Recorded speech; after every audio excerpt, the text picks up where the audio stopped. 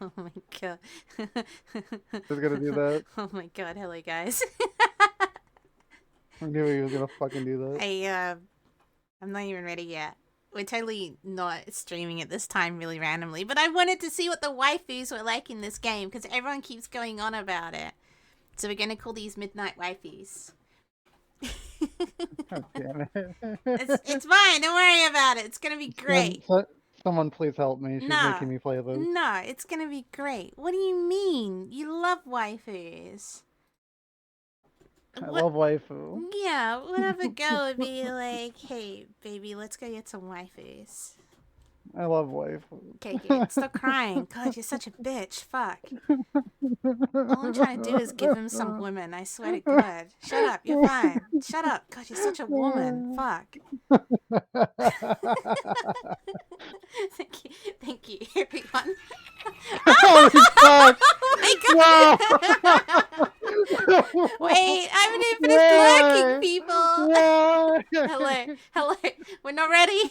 No, look. Why is this Look, I need we get everyone to two go double fucking outside and just amazing. wait for like a couple of minutes and then come back. Thank you for the follow. Thank you for Thank you, the read. Thank you for everything. guys. Holy fuck. We're like 5 minutes in. Hello, everyone. Okay, thank you very much for the follow. I really Thank you, appreciate it. everyone. Thank you. It is 12:30 in the morning, night. Do I say at night? 12:30 at night. Yeah, 12:30 at night. Hydrate. 12:30 at I don't night. I don't have oh, I don't even have any water on me. Hold that You got thought. your fucking water? No, I'm not ready at all. Literally, this is how it went. We've been sitting here. Thank you very much for the follow. Nah, it's all good. We've been sitting here Go take care of yourself. all day, and Koi be like, "Fox, what are we doing?" And I'm like, "I don't know." And then at 12:30 at night, I suddenly go, I keep hearing about this game which has really hot waifus in it, and I think we can actually stream it, and it's free, and I want to know what the fuck it's about because I keep seeing it everywhere. There's all this things I can't She's say on literally 3 years Twitch on behind. She's adult making me sites play of 3 this years game. behind. But you haven't played it either. Has anyone played this Yeah. game here? Thank you. This is Thank like, you. Thank you very much for the follow. you guys are all amazing. Thank you. I'm about to get tortured. No, honestly, thank you so much for the raid, and that was really, really appreciated and very unexpected from both of you at the same time. Aw, thank you for the follow. Oh my god, hang on, wait, I need to. Who is it? Little Wolf, hello. Mortis, hello. Killer Doja, Go right and run. hello. Go take care Lord of of yourself. South, Thank you. Thank hello. you. I want to We'll look officially say after hello to them. you guys. We'll treat them right. But yeah, I get you guys have just come from really long streams. Please go rest. It's totally fine. We're just going to be hopefully drooling over waifus. That's the plan. They're going to be hot. Right? Actually, it literally says on the Steam store when I scroll down, because Koi was like, can we even play this? And it says here, suggestive clothing and poses, don't get your hopes too high though, it's all tame. It literally says that under mature content description. So I guess they've had issues. All right, you ready? I'm excited. Let's do this. Yeah, if anyone in the chat has played this, let us know. I'm gonna get my voice on. You got to voice all the hot waifus. Oh god, no. You find yourself surrounded by the void. Exactly, hot waifus. Greetings, little one. Please don't mind me. It is just I, good old Beelzebub. New game. This is not Story hot of the waifus. Helltaker again? Interesting. Do you by any chance need a narrator? Why please, allow me, it will be a pleasure. You woke up one day with a dream. Harem full of demon girls. It was, however, not an easy dream to achieve. It could cost you your life. When demon girls are involved, no price is high enough, you said as you ventured down to hell. What the fuck? Oh, it's because this puzzle. I just fucked it already, I think. What do you mean? Oh. Yeah, no, you fucked it. Oh, no. Oh. Ooh, no. Oh, okay, Oh, no, no, put you're it into a good. No, wall. yeah, no, you're good. Just fuck things up. Oh, okay, hold on. I've just fucked Kick everything harder. up here with this Okay, alright, okay. I'm kind of into the music. Okay, that's the first. Please. Okay, this now I understand now what I'm supposed to be doing here. Thank you for the love. I'm kind of into this music.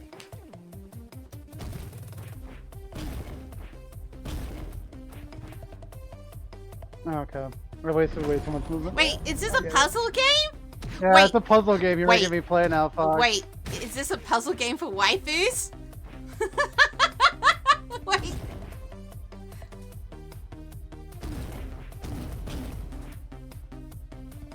Wait.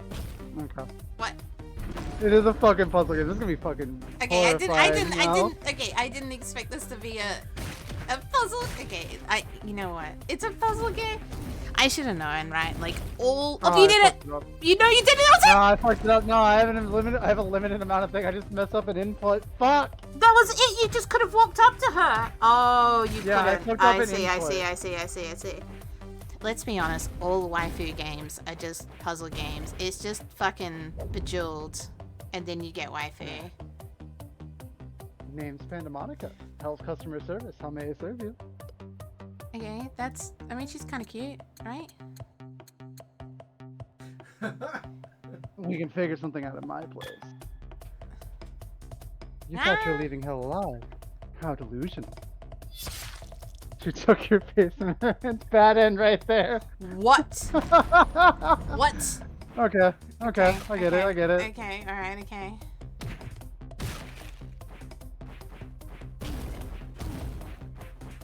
Wow. Name's Pandamonica. Hell's customer service. How may I serve you? Maybe I can serve you instead. Sweet of you to offer. I could really use some coffee. I'm not myself without it. Okay, so super simpy. Got it. Yeah. Romance the demon. Oh, what the fuck? I die, right? No, I just take. Oh, I lose a turn. Okay. Okay. If I stay on it, I lose a turn. Murderous mummies. We're not allowed to use that term here. If I just kick this into it, okay. Yeah, I lost. Okay. Okay.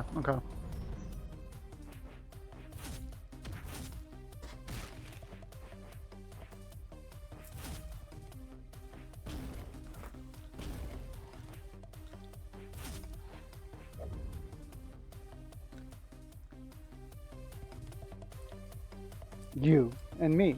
Now. Ooh. Deal. No questions asked. They always say that, and they always try to run away. I'll have to break your knees just in case. This is the bad end, isn't it? Whoa, Yep, she pulled out a sledgehammer. okay. It was not going to be pretty. Thank you for the Lex. I need to. Okay, hang on. I need to move us slightly. I've just realized we are like in the way for everyone. Hang on. Look, there we go. I was getting ready. Yeah. I love the drawing style. That's what I keep seeing. Demon Harem, you poor fool. It'll rip you to shreds. And I have to see this.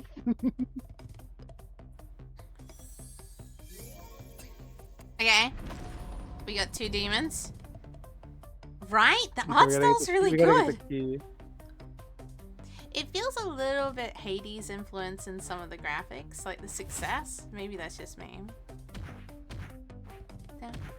How is this free? Oh, so I feel like these 3 girls, they're the ones that are going to be called Cerebus that I see the adult 4, 5, artwork 6, 7, everywhere. 9.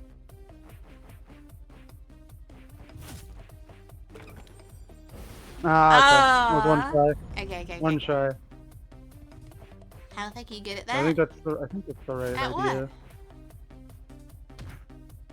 Oh, the evil laugh? Lots of training. Yeah.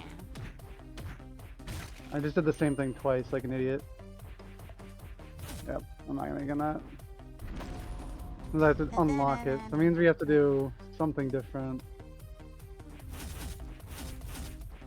Yeah. That's so fucked it.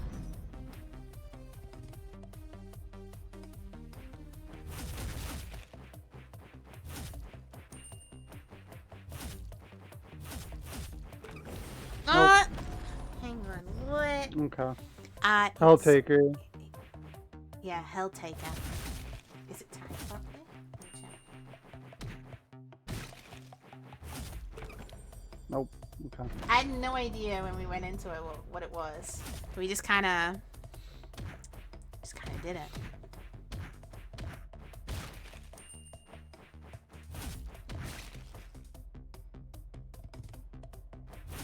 Yeah. Okay.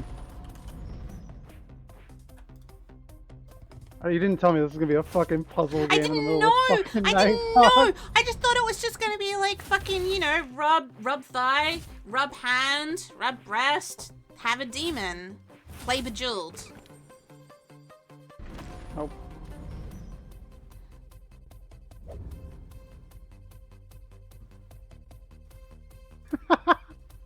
Advice. Easy. Skip all the puzzles, gather all the bitches, and let's engage in proper harem activity. That makes sense. Yeah. What about going down instead of left as the first move?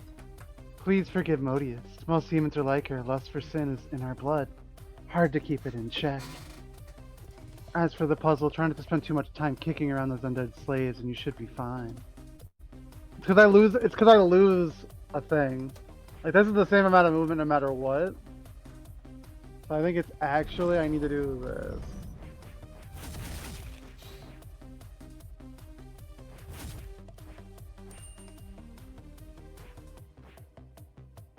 I need to go this up. Nope, still not it.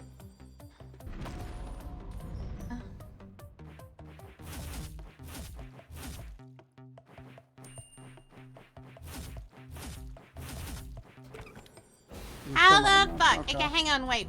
There's gotta be a trick here. Okay, so this is each tooth is 2 moves essentially. So 2, 4, 5, 6, 7, 8, 9, 10, 11, 12 to get the key if I go take the top route. 1, 2, 3, 4, and then I go 7, 8, 9, 10, 11, 12, 13, 14, 15, 16, 17, 18, 19, 20.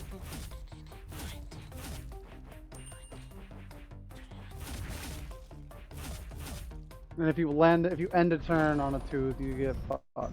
Okay.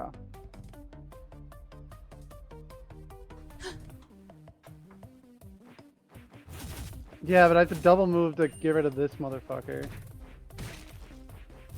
And then I have 1, 2, that. There we go. Good job. Yeah.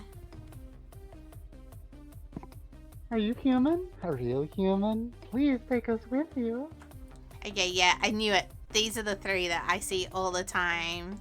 Nice, sorry. This is getting too easy. I have questions. We need a human to cross the L.gAe. You don't have to be in one piece, though. They jumped you like rabid dogs, canine sounds included. The cuteness of it all gave you a heart attack. Aww. So top, and then bottom. Cloud! Welcome to Hot Devil Waifus. Howdy, Cloud. Deal, no questions asked. Yes! At last, it's time to corrupt the mortal realm. Thank you, Cloud. Let me give you a shout out, man. Nice. Fourth place? Oh, yeah. Yeah.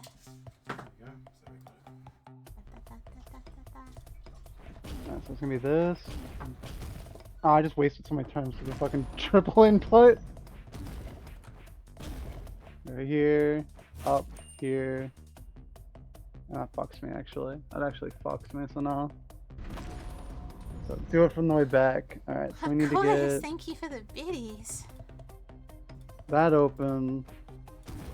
So we need to do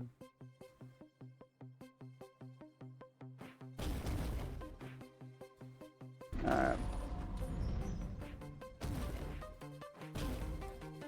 It's really sensitive on this fucking thing.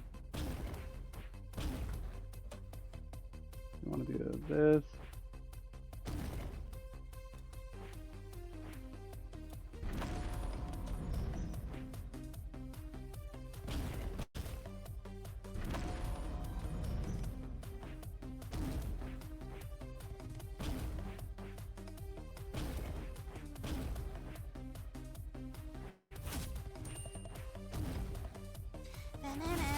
No, it didn't double input. Fuck.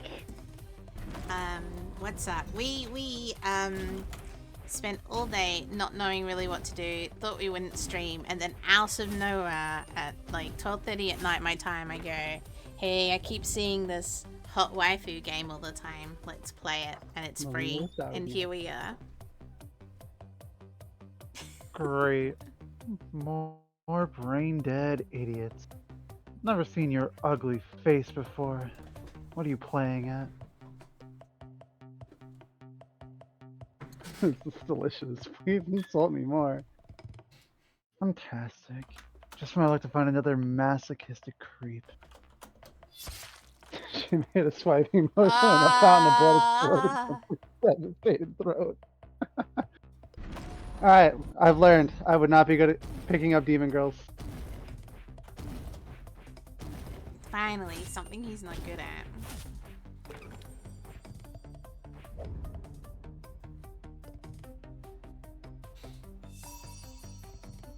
Like, what? Video games? Sure, why not? As long as you're okay with turn-based strategies. Oh, This is my kind of girl. Yeah, This is my kind of girl. This is it. This is for you.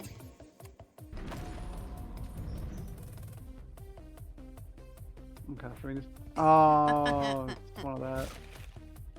So when that goes down, that'll go, and we lose another mode.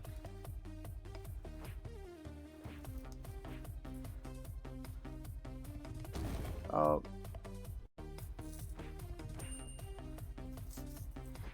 Oh. Fuck, I just might waste on a move. If I didn't waste the move, I could have got it. Chloe, how are you? I said I did the same thing twice. I'm a fucking idiot. No!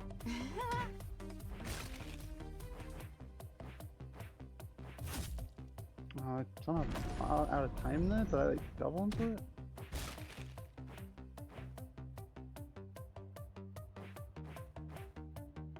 Up, over, down, up, over, up, over. Can you approach it from the side? Yes. The bitch demon. Try to. Ah, so it's Ming's got it.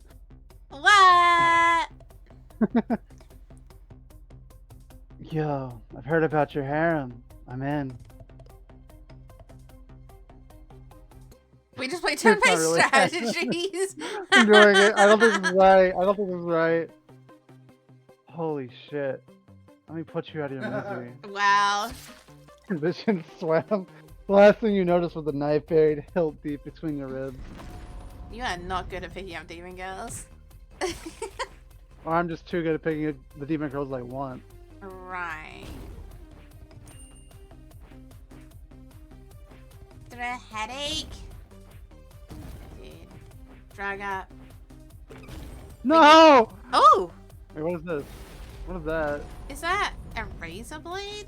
I don't even know.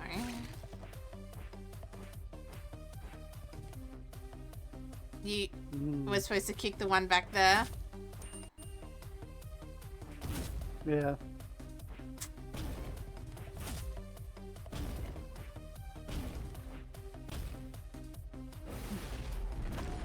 No, it's probably a collectible of some sort. Yeah. Did you just do it again?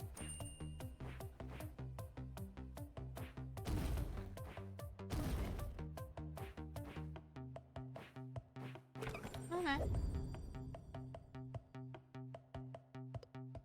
Yeah, this is apparently the horny game, Chloe. Minx wanted me to play the horny game. Yeah. Too bad. I'm coming anyway. Go ahead. Try to stop me.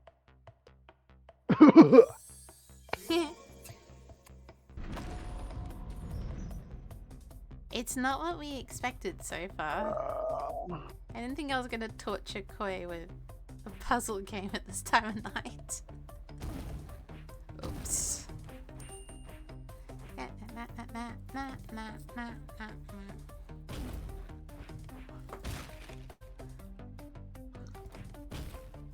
Okay. Yeah. Totally didn't that.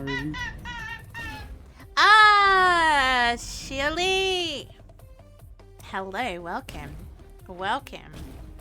I can now make you a follower in the server as well. That makes things easier. I was confused about what to do with that. You have solved my problem. There we go.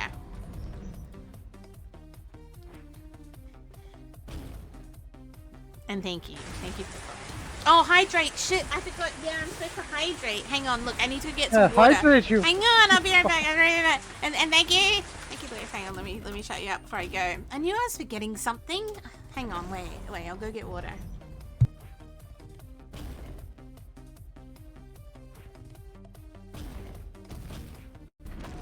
It just does that sometimes. Why?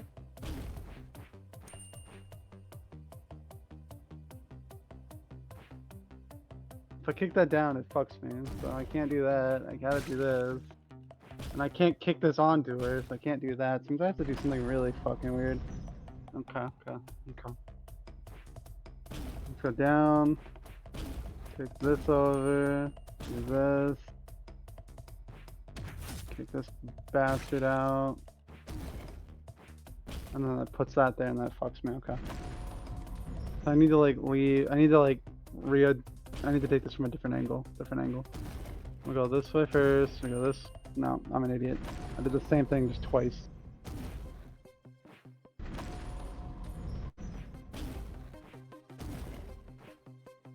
No.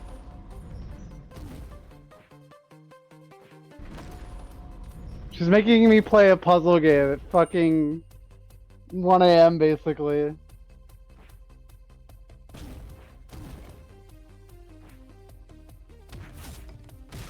Okay, I had water. I hydrated. Nothing. So I need to go down first. It is super late. I wasn't even gonna stream today. Earlier I was like, I'm not sure if I want to stream today. And then I remember this. And then I remember this game. Yeah,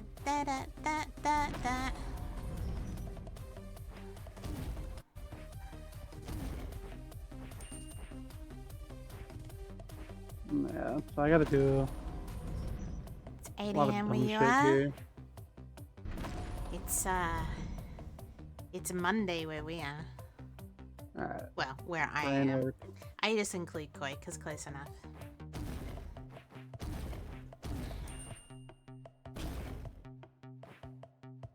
Ooh. It still does nothing. Why?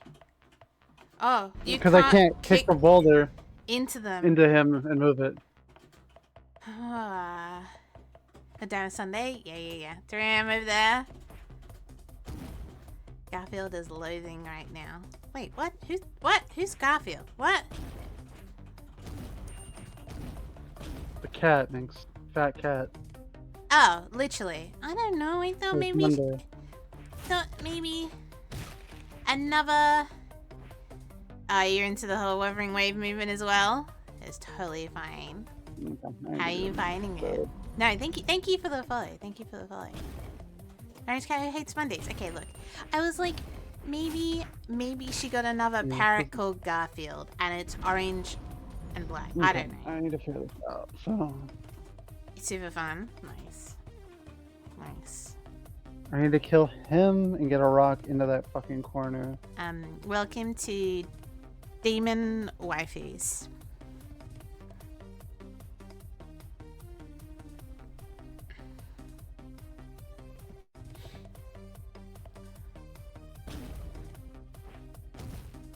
Okay. That was nothing different. Okay. Just making sure. Kick. Kick. Kick. Yeah, you can't go that way, huh? Yeah, because that just fucks me over entirely. Like, I have to somehow get that rock that's there moved.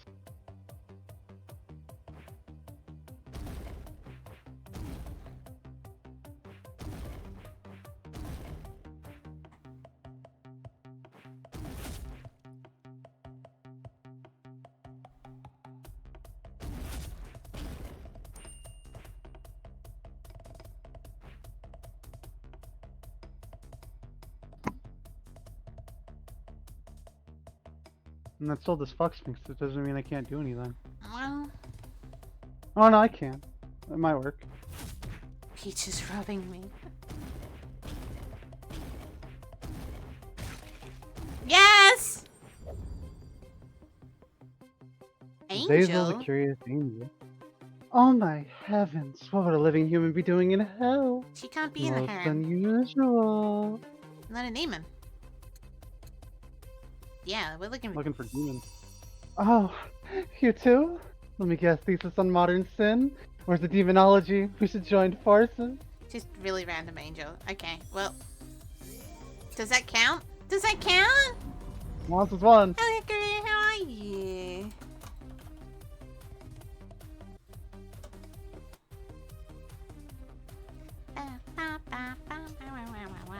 Welcome. Welcome to Hot Demon Wifeys. That.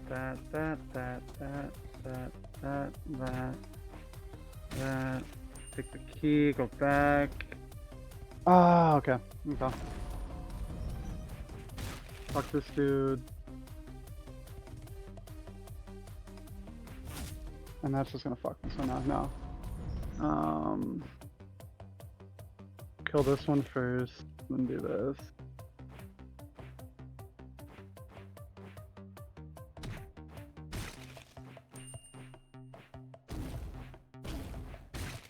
Trying to figure out how you get in the gate. Yeah. Yeah.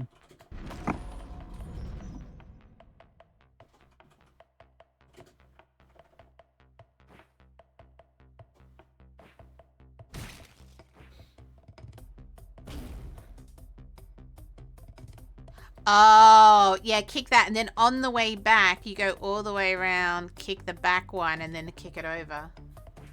Okay.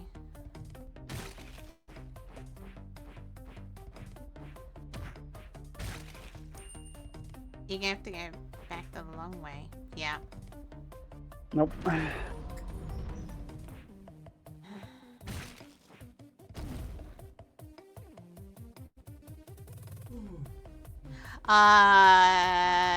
Yeah, no, I think you kick the back one first.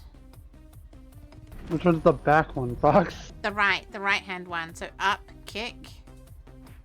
And then on the way back, you'll end up kicking the one at the front.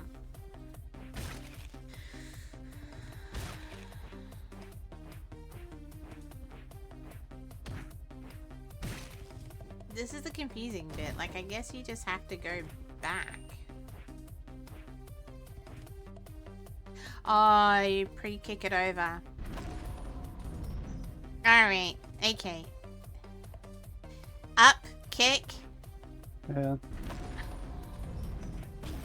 And then up, kick that guy, kill him. And then move that across to the That was right. a double input. Yeah, up. Right, now you're ready. Now go down and round.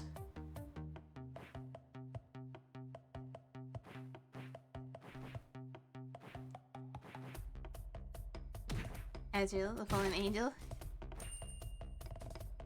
Yeah, so now you can push the rock across. No, you could have pushed it across. Yeah, it does double input sometimes, and I don't know why it does double input. Oh, you poor thing. Is this... It's getting on my fucking nerve, because it's fucking... Ugh.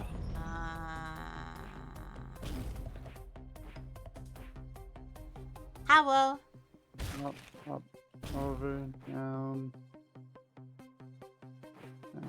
over. Damn, this is your kind of game.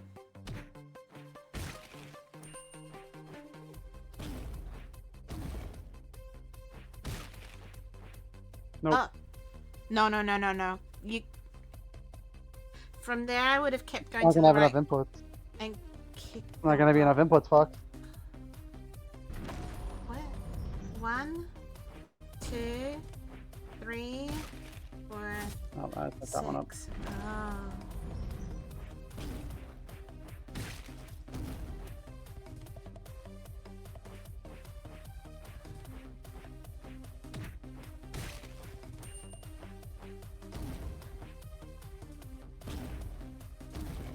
And then up, and then right. Yeah, and, pretty not enough. yeah. Fuck.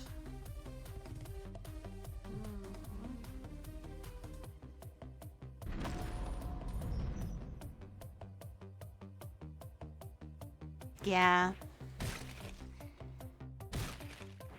No, okay. Let's do this in a better way.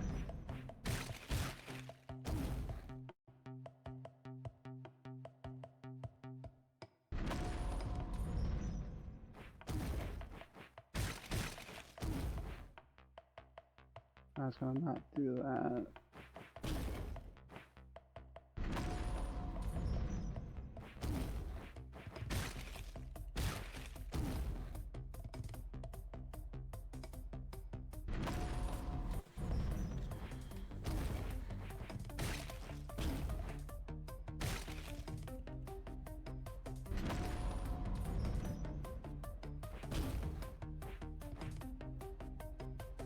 Uh-oh.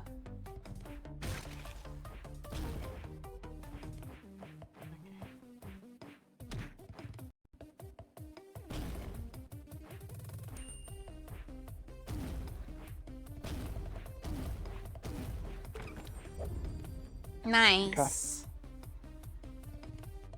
Awesome, demon. Yo, did you just solve that puzzle? That's awesome.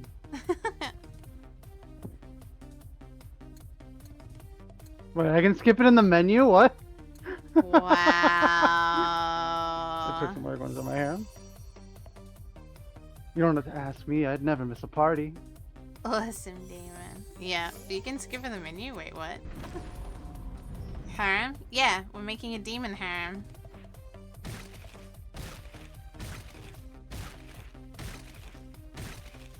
Okay. Can you just move to one side? Yeah, I wanted that. Just kick them all out of the way. Listen. The CEO of Hell. We meet at last. You proved yourself worthy by passing all my trials. Pledge your soul to me and I'll make you my most treasured slave. No thanks, but you can join my harem. Ah!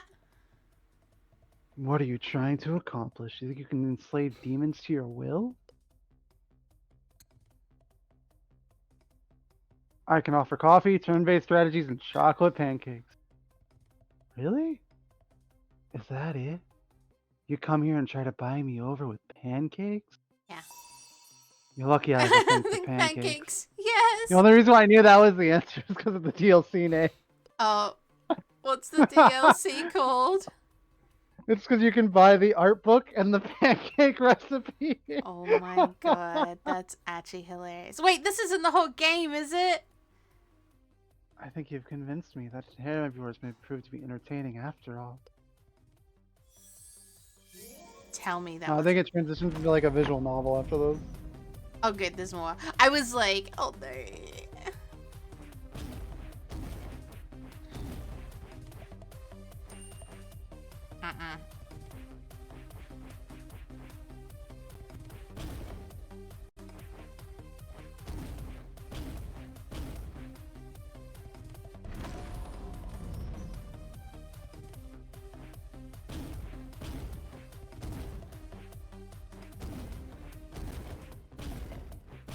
No, double inputted. Fuck.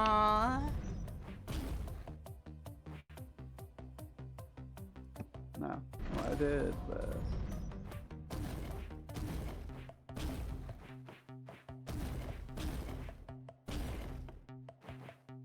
God damn this game.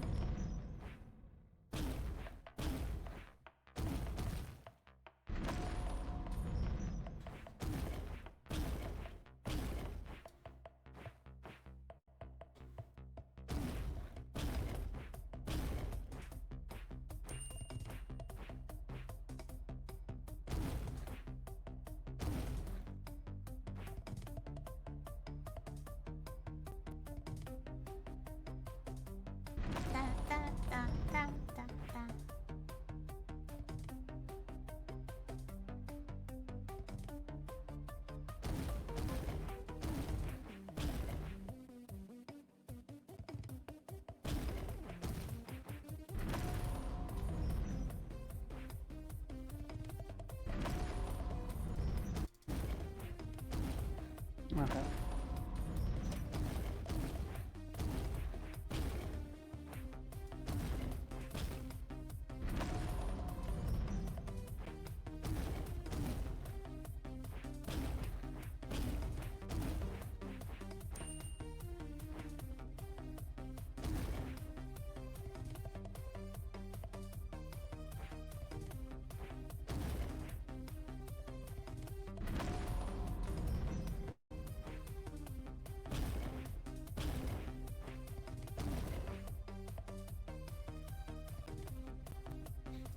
Hmm.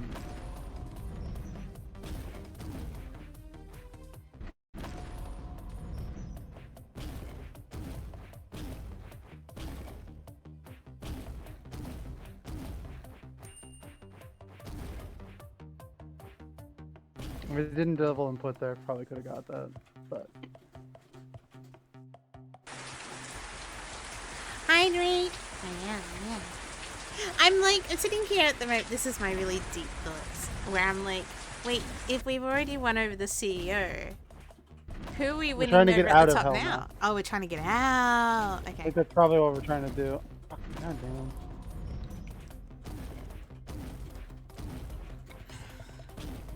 It's like, this is the hardest puzzle. If it didn't double input all the time, Yeah, fucking I could see goddamn. that. That's shit. Like it, I'm literally single button pressing and it will just randomly do a double input. And I'm like, what the fuck?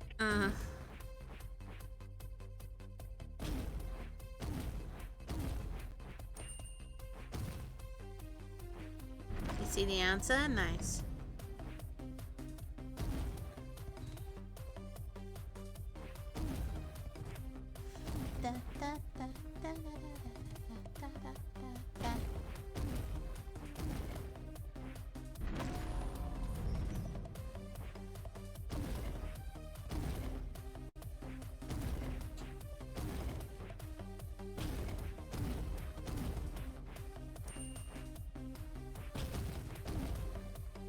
Why did you just triple kick? Oh, you were so close as well.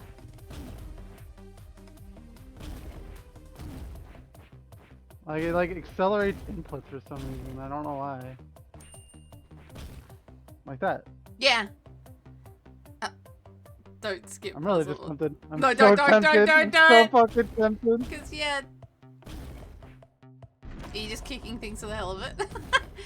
Okay. Yeah, well, let's get progression out.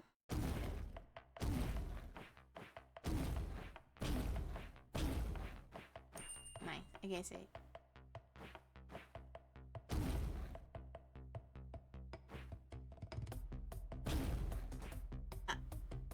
Yeah, this is it. No, up! No, it's not. It's not. Because if I go up, I kick this into it, or I kick So this into it's that one that you're under. Oh, God. No, because I kick it up and I can't I kick it saw to the it side. earlier. What was it?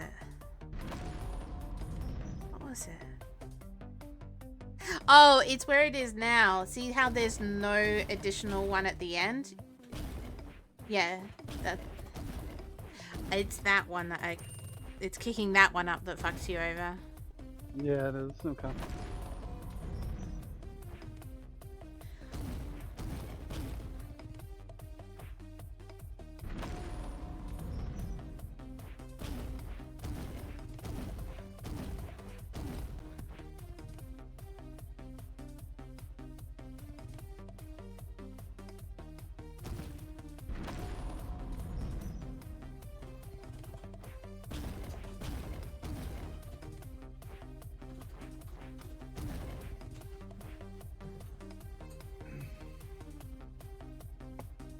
Yeah, it is.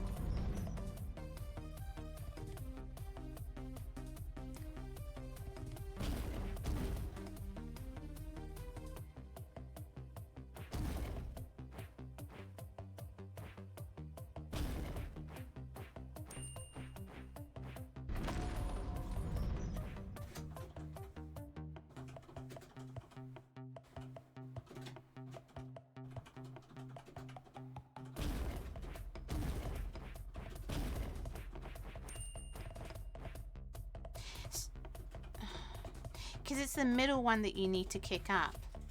Because then you can push the one above now to the right. But then you get stuck. Yeah, but then I can't because I got Yeah, the you get key, stuck so it's there. really hard. Yeah, so it's one of the things I have to figure out how to get that to that area by doing like this.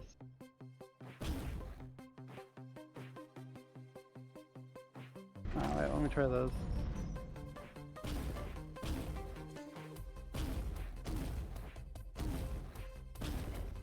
Yeah, that. No, it traps me completely. Yeah.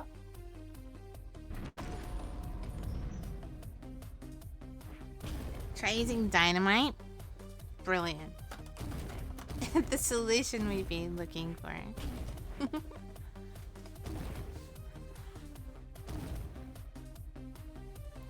Aiden.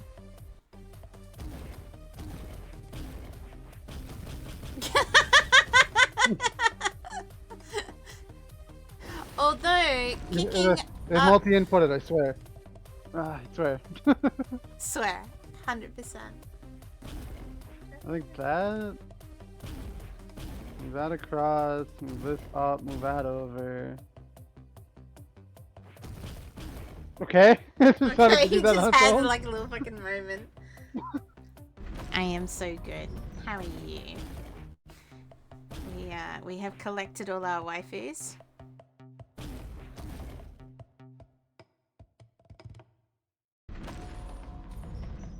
Get.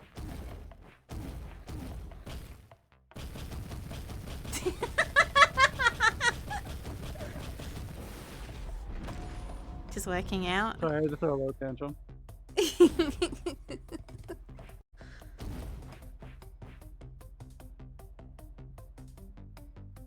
That has to go up. That down. So the other way is you move that rock on the left out the way beforehand. So that's...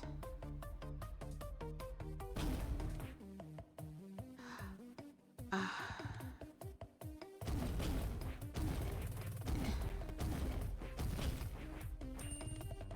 really don't know why it's What if you doing go... that. What if you go, so... Yep. 2 to the right? Just go straight to the right. Yeah, and go again to the right. And kick it. And then right, and then upwards to push it up to the door. Then go up into that spot and kick left. Okay. Nah, fuck. Yeah, because it doesn't. You can't. It's that part right there. Just. You can't go around and get the key there. I gotta That's go the from the issue. second one up, so I have to do this. No, I don't have to do that. Fucking stupid, stupid Aussies. Wait, what's your problem, Wanted? No, it's not one. I don't want it.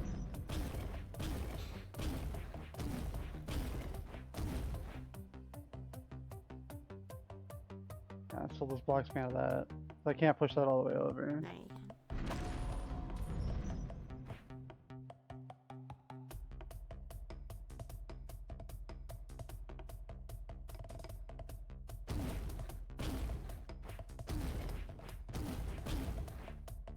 You're 2.5k away from 100 channel points?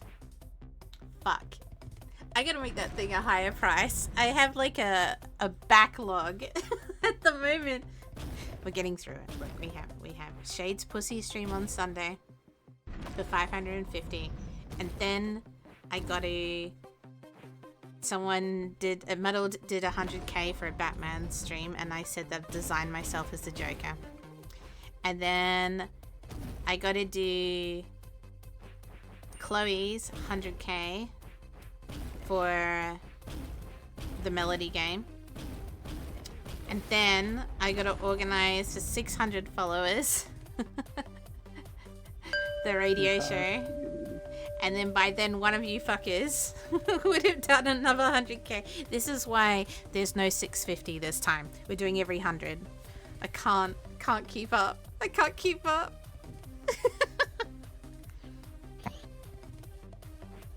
Yeah.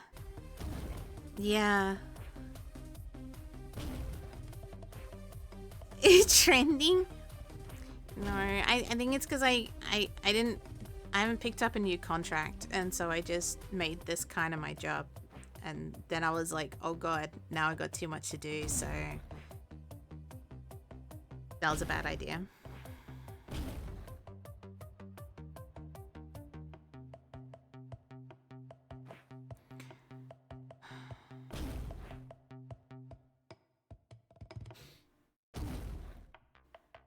I can't help but notice the gap above there, so I'm like, I wonder if you can push something up and in, but I don't know how. Congrats. Thank you. Thank you. It's kind of just not really registering with me. I think reaching 700 will feel weird to me. For some reason, all these numbers I can kind of still whatever in my head, but I think is when we start getting above 700, I'll start to be like, okay, what am I doing? Up! No, No! I had it! I had it! He had it. You totally had it. God fucking damn it. Why is 700? Okay, so it is actually, okay, this is the funny story. Actually, the next check at the top there, that little bar, is 690. Because Koi was like, no, we gotta do 69.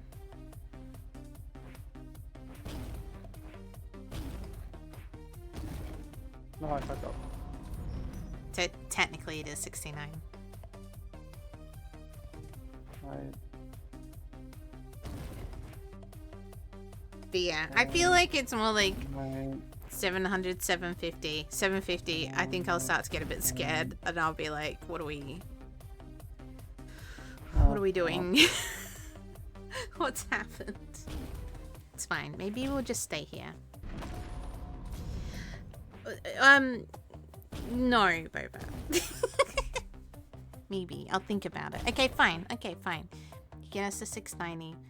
I will find some 69 related reward for you guys.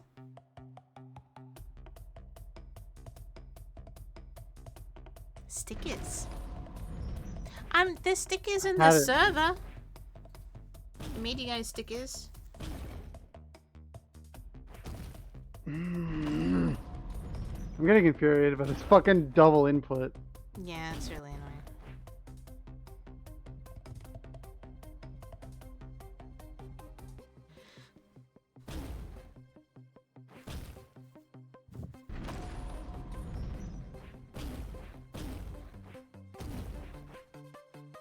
Fox cream match. That's at 1,000. Omori said I wouldn't do it till at least 1,000. I feel like it's pointless beforehand. Now it's kind of the game for some reason does like double inputs. It's really weird. This is it. Yes. Yes. Oh, fucking hell. Nah, my keyboard's fine. It's just for some reason It just does it.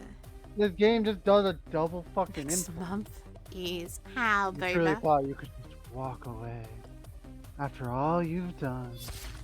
What? What? You felt the biting cold of chains on your skin followed by fire, burning the flesh from your bones.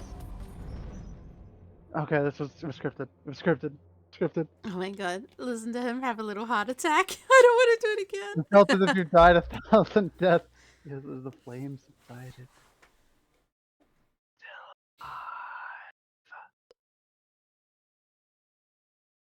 I only just found you, trespassers, so don't die on me yet. We'll spend a lot of time together, you and I.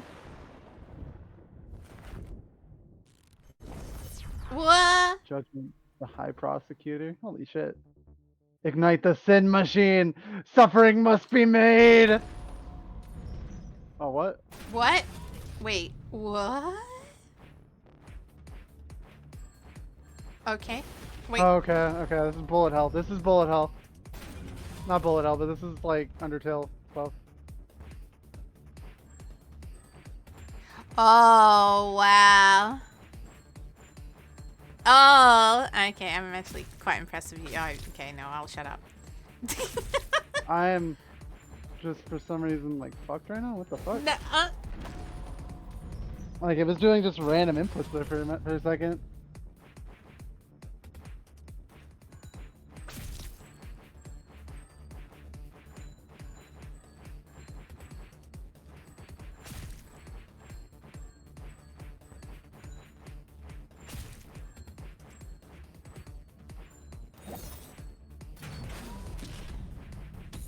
Superbia? Yeah, get fucked, Chains. How do you like the sin machine, trespasser? Oh, you should do. Surrender and let it consume you. No, wait. Don't give up. You need to get us out of here. Aw, I'm cute. still looking forward to my coffee. Aw. Leave. Hope, this fate is sealed. Judgment, dear. This man may not know it, but he belongs to me. Could you please not damage him? Huh? Be silent! Real work is about to begin. Oh god. Oh god. Oh god. Oh god!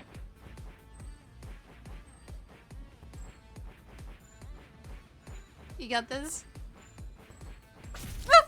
Oh shit, no! Oh shit, this is gonna be fun. You'll be right, it's the same pattern.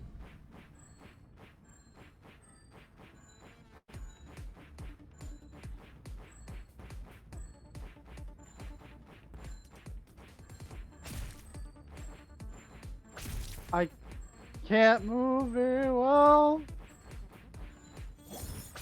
Yes! Oh, fuck no! No! I think I need to get like a controller or something. Let me get my controller after this. That might be better. Okay. Yeah, let me get controller. Hold on. Alright. Wait, Yeah, what's... there's something Wait, that's like happening what's with this, God mode? Oh, as in you can just... so I don't get killed. Yeah, wow. Just so you can skip through this and just do it real quick. So you can get to the No, more we ain't no bitch. waifus. What are you gonna We ain't put no in the bitch. onigiri? Yeah, we ain't no bitch. We collect bitches. We aren't the bitch.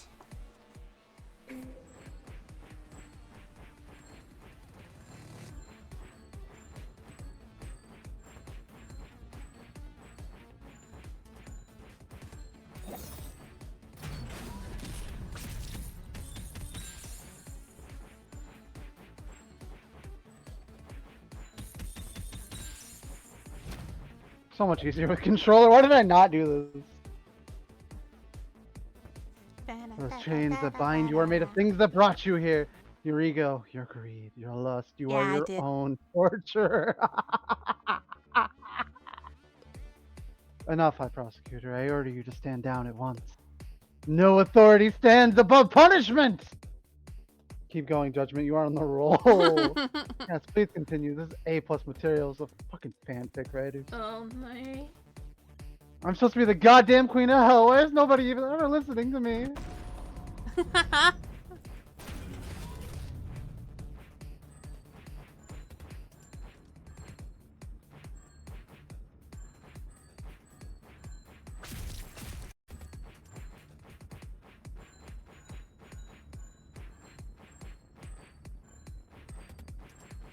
Oh fuck! Ooh, wrong way. Nah. Oh yes. No! No. Okay. On fire. Left one Holy first. fuck, Left okay. one first. Put in pizza. Oh yeah, do cheese and pepperoni onigiri, and then deep fry it. Oh wait, that's just that's arancini.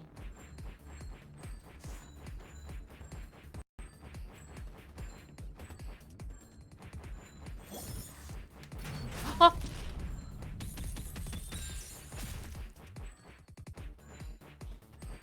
No, I dodged No! it, Okay, so it Damn does it. chase you. It does chase you at that part. Wow. no! Yeah.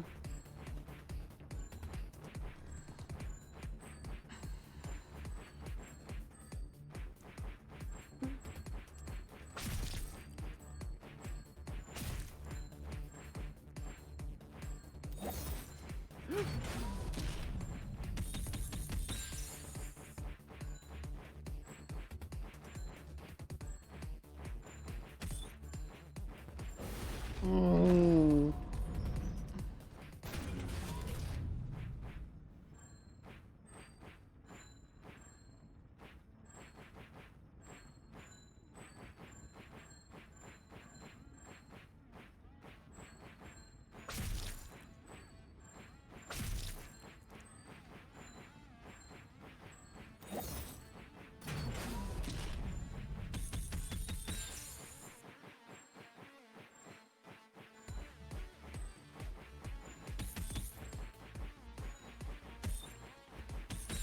Yes. You truly think you can break free of those shackles? You should know, hope leads to disappointment, and disappointment to despair. Chains of despair, the most delightful. You must be cursed, Malinka. You just found a fellow nerd and he's already done for. Knowing my luck, he played Necropolis anyway. Ah. I should have kept it for myself after all. Yes, regret everything you've ever done! Hair? Hair, right? Outfit isn't as important as hair. Lies! They won't save you from your fate! Oh, so I can be honest. Is that so? In that case, thank you, I guess. Ah. Now let's get back to suffering! Yes, Lee. Bye bye. Good night. Oh god! No.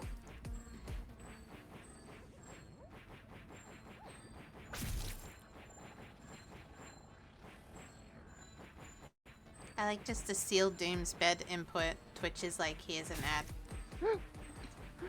Ah. Oh my god, you did it!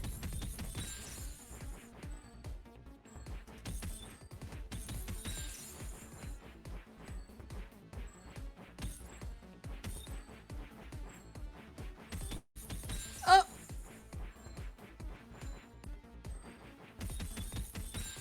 What? No! No! I don't even like get it. It still fucking kills me. No! You took the chance.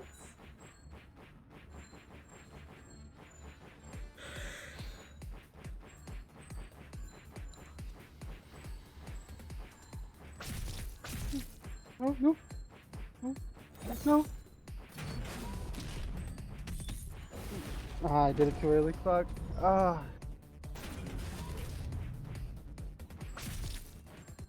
Nah, fuck it. Just kill me on that one. I fucked that one up.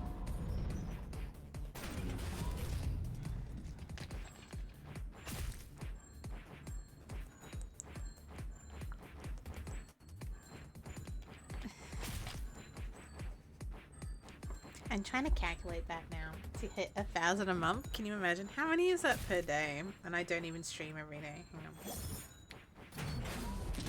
So, what are we on now? Can you imagine? 607. This is how impossible it would be. 393. Right. Bob is probably in an ad break, actually. Oh no, he's got Prime. Okay, so. Any last words before before the real pain begins? 6, 2, 6, 12, 2, 6, 24. Quit your cheap flatteries. You make my job difficult. Damn, you have amazing. Look, I don't really want to do this, but the packs have been sealed. Nothing will prevent your damnation. However, I could postpone your torment a few years if you leave and never disturb hell again. Our fates are one, I'll kill you and you'll suffer, but it does not have to be today. Huh. So consider yourself lucky and get out of my sight. I said you are free to go, be gone! Nah. What, you want to invite me to your harem? Don't be ridiculous. Yeah. You'd share a roof with an immortal avatar of pain, blood sworn to murder you through torture? Yeah. Wouldn't want it any other way. Glorious success! Oh, look at them. Wait, you're serious? Seeing how far off proper ritual we are already, I might as well give it a shot. Yes. We got it! My god, That's the the journey has come Riz. to an end. Right, Your right. professor took girls from hell and was henceforth known as the Helltaker. It was, however, not an easy life to live. It was sure to be short and full of suffering. But life is full of suffering. No matter how you live it, you might as well have some fun when you're at it. Oh god! Oh my god! Oh no. Another batch of pancakes done, I see. And it's so good. Thanks for the help. Don't mention it. It's the least I can do. Though I have to say, I still can't figure out how you got them perfectly thin every time. And the way you spin them in the air, there must be some sorcery involved. Experience. Those don't look like pancakes. They're Yeah, crepes. sure, better go give everyone their pancakes. Yeah, there's crepes. The fuck? Pancakes. I'm reading romantic comedy. I've never heard of this romance stuff before. It's the kinkiest thing I've ever seen. Maybe I've been doing things wrong all this time. What? Want to go on a date? I've always known you're a perverted degenerate. Ah. Pancakes. Pancakes. Awesome. I have a question though. Shoot. The girls say you never take off your shades. Why is that? I could ask you the same. Oh, me? It's because I'm blind. Oh. That's my story. Care to share yours? Maybe one day. Oh, come on. The girls are already taking bets. I'm losing to fucks if you don't have laser vision. Oh my god, laser vision! I love her. I love her. Holy fuck. Pancakes and coffee. Ah. The tired demon Sadistic. no longer. Wait. Is it over extracted again? Oh no, it's quite alright actually. You even filtered it properly Bova, this good time. night. Thank you for Have a good night, that. Bova. And Bye-bye. howdy, Noah.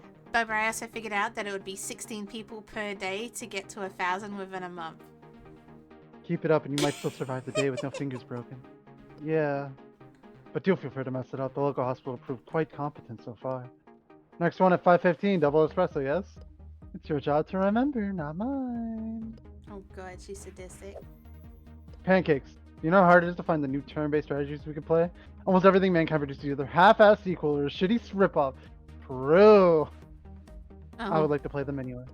Same here, unfortunately. You'll need a lot of alcohol. Yes. Okay, she's champ. Pancakes. You can do it. Sure, Yeah, no but I props, could man, use no some props. fire. No smoking in the house. Or what, you'll punish me? Go ahead. I've been a very bad girl. You'd enjoy that, wouldn't you? Go screw yourself. Can't read that one.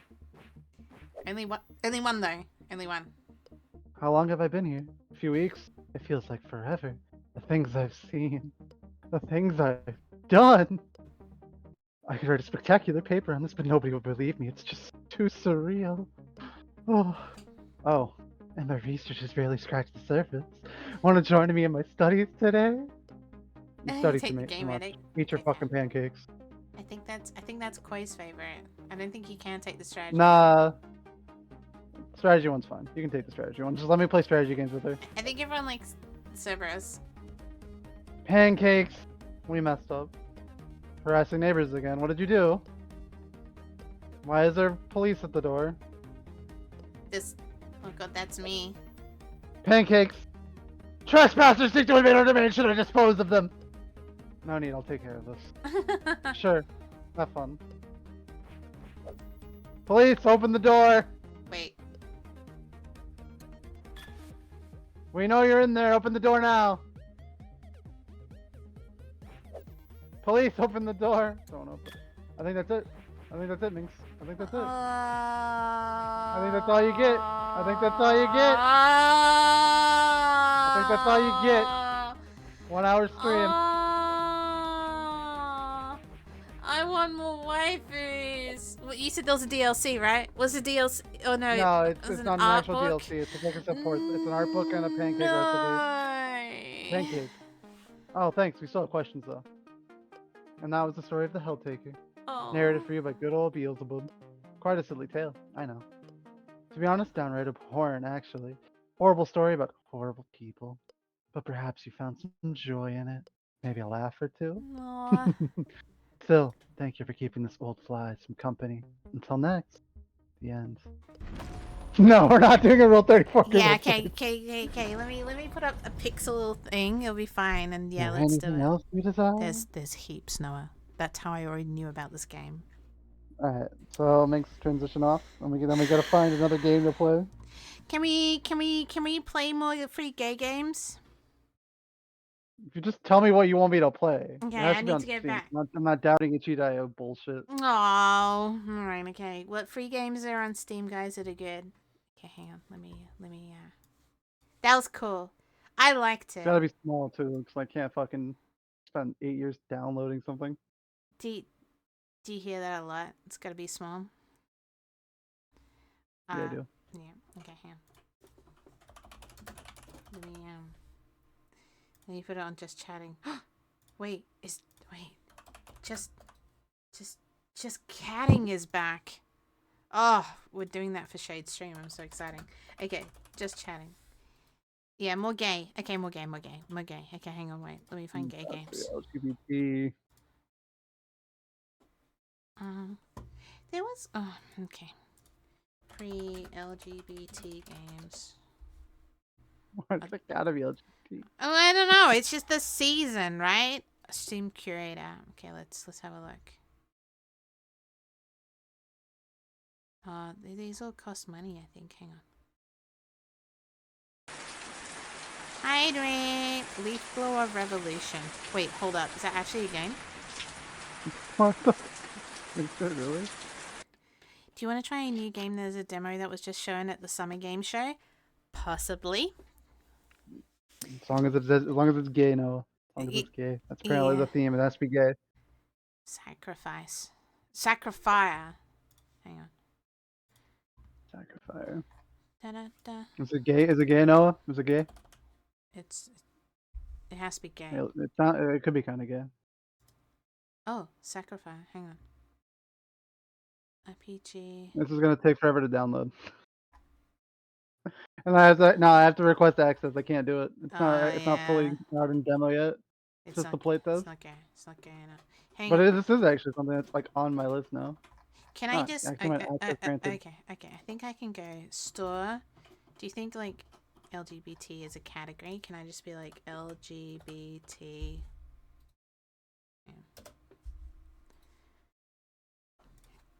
That is something for another time. Sure. Okay, there it is. Okay, it is a category. So we can go that, and then we can go free.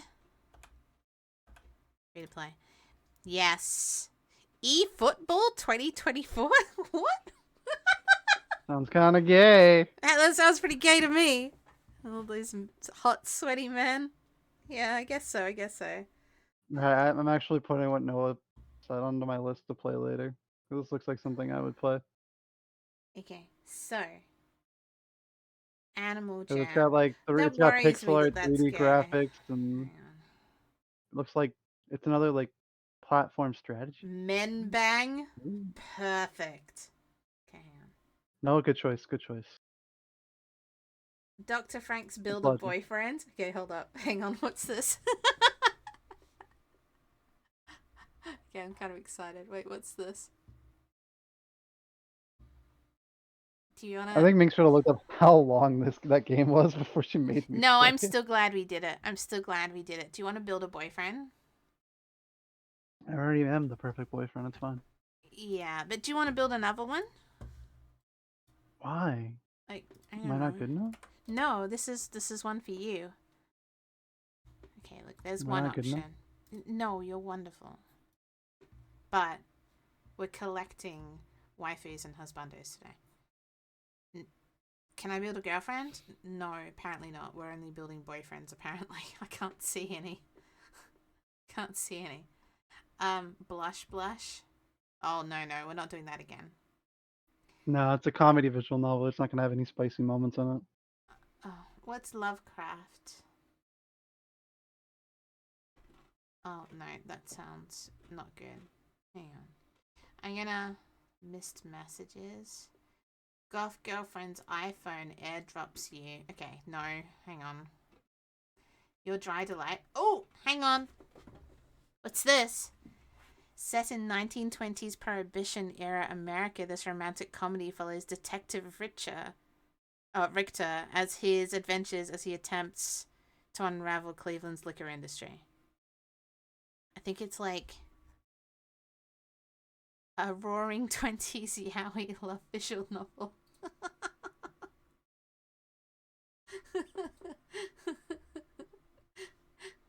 Right. And it's small.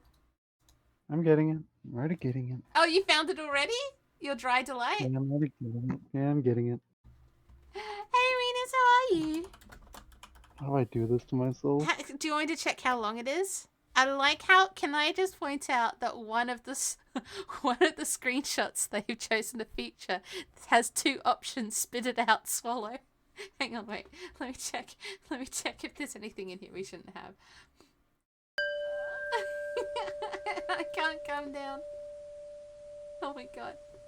Anyway. Yeah, look how long it is, but we're still playing it. Okay. we might just turn it into a double feature if it goes Like on too long.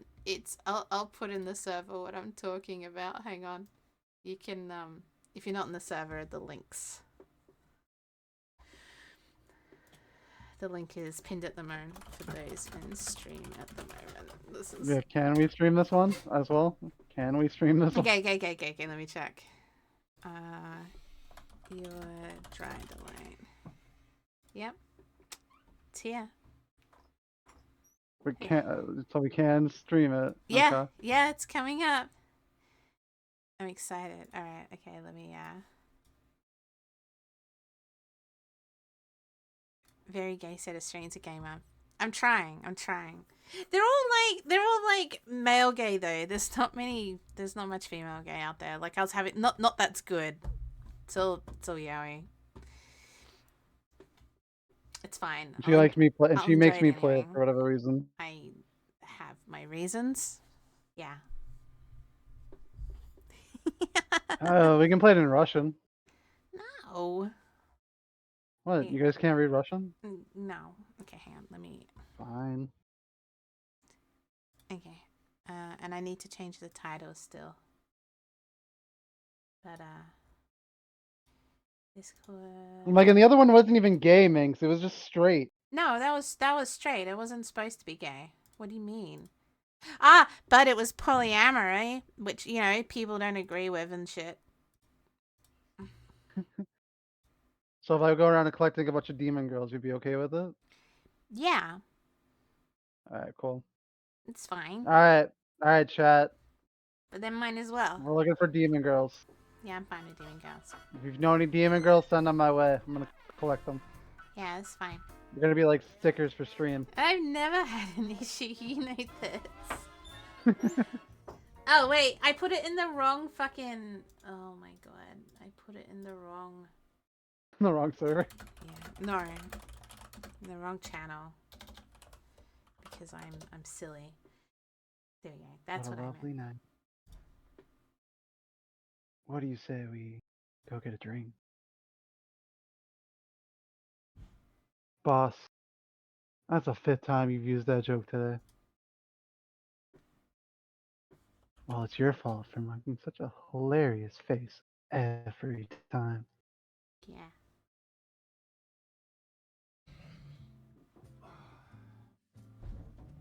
My name is August Richter, and I'm a detective. Unfortunately, my parents thought a nice classic name like James or John just wouldn't be good enough for me. Everyone thought it'd be downright hilarious to call me July during my training, so I decided to going by Richter would suit me just fine. A lot of lesbian stuff? Maybe. Richter, I'm hungry. Oh, I gotta plug my headset in now. Let me answer. Apparently, I gotta leash myself down to play the gay stuff.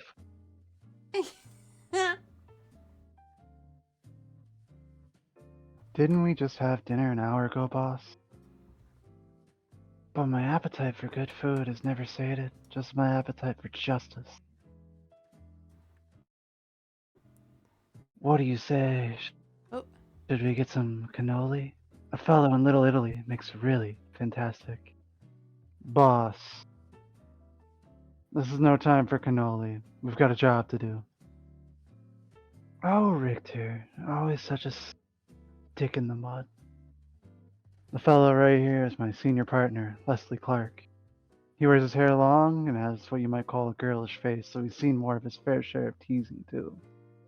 But somehow, absolutely nothing seems to faze him. But case in point, he's worried about cannoli and we're supposed to be tracking down criminals. A true inspiration to us all. Alright, let's get down to business. Run through the plan one last time, step by step. Hi, Brett. You're still new to solo assignments, so I want to make sure you got all the details down pat. Or you've just forgotten them because you fell asleep during our last meeting. How's that? Way more.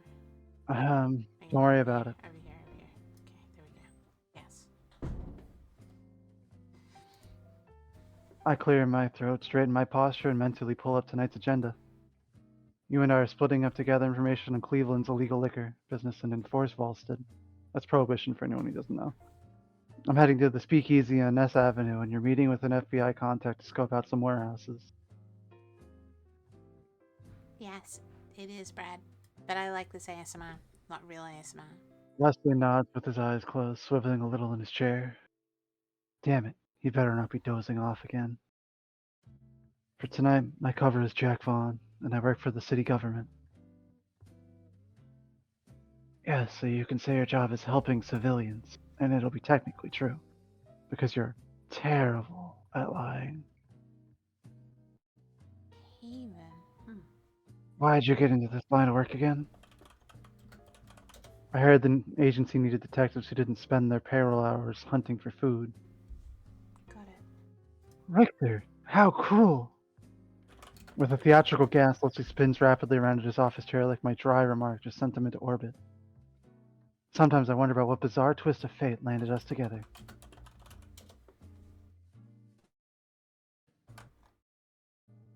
Hurtful remarks aside, it sounds like you're all prepared.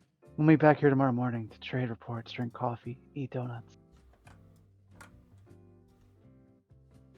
Is it my imagination, or is he drooling a little? Ah, and decide our next plan of action, of course.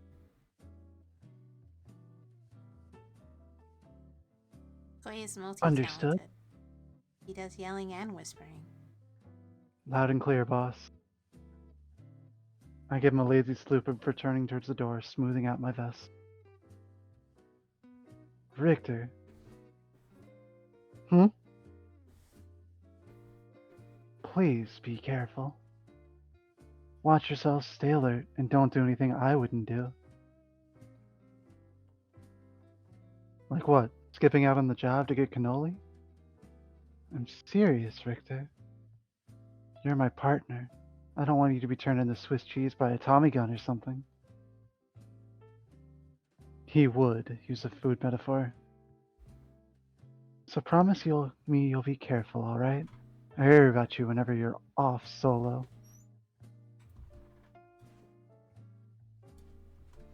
I worry about you too. This guy. Doesn't he realize it goes both ways? With a small sigh, I rub the back of my neck with a hand, unsure how to phrase what I want to say. I worry about you too, Leslie. Not like I can help it since you send yourself on sketchy jobs all the time. It's like you're just looking to be iced. Leslie blinks at me as if he'd never even considered my concern to be a possibility. Really? That's very sweet of you to say, Richter. He sniffles, clutching a hand to his collar. Damn it. Maybe I should just kept my fucking mouth shut. I mean, you don't need to get all. But if you're so worried about me, why don't you pick up tomorrow's breakfast? We old geezers do need to sleep in sometimes. Unless there's anything else important, boss, I'm gonna head out. Alright. Leslie pushes himself from his chair, stepping over to get the door from me. I expect great things from your report tomorrow. With any luck, we'll be well on our way to making Cleveland a boring old town, drier than the Sahara Desert. Doesn't sound quite so encouraging when I put it that way, does it? Can't argue there. God bless America, land of the liquor free. See you in the morning, boss. Give him hell, detective. He reaches out to ruffle my hair fondly, as he often does. I What? stopped brushing it down a while ago. Leslie always likes to mess it up first thing anyway. Can bosses do that? Back in the 20s, they could. We trade wry smiles, and with that, I head out into the cool night air. Next stop, Richter's first speakeasy. I've changed the title because of you, Brad. It's too good. L.gAe Noir. I've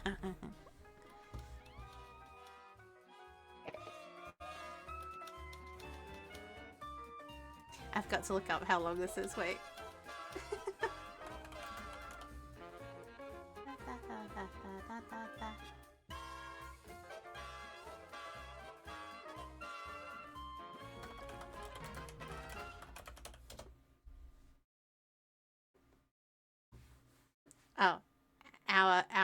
It's an hour. It's fine. Password. A gruff voice whispers to me through a slot on the door. The basement of the dingy restaurant echoes with muffled sounds of swing music like it's haunted by some ghostly jazz band. Swordfish? Wait, like, okay, don't worry. There's a long pause. My informer definitely said the password was swordfish. This isn't a setup, is it? If it is, heads will roll by the end of the night, assuming mine still. The door swings open before I can finish that thought. Welcome, sir. Please enjoy your night. Thanks. I'm sure I will. I step past the tall dour doorman and into the loudest place I've ever seen or heard. Smoke everywhere, deafening music, giant gaggle of dancers, loitering hopheads. Oh. Mm-hmm. Flappers posing in risque skirts, drunk saps trying to impress them. All this laughter and cheer makes you wonder what's so criminal about it all. It doesn't. So that's supposed to like bring up a glossary of terms. It clearly doesn't work very well. Mm-hmm. Iframe fail. Site doesn't exist anymore. But I guess it's not my job to ask those kinds of questions. After I wander around a little, weaving through the hooch-holding crowd, I end up loitering by the bar. Bartender staring at me. I raise a brow at him, offering a silent offense. What? Isn't it normal to come to a speakeasy and not order any liquor? No? His face is definitely saying no. Alright, I'd like to order one of the special. The special comes out of Ed's bathtub, mister.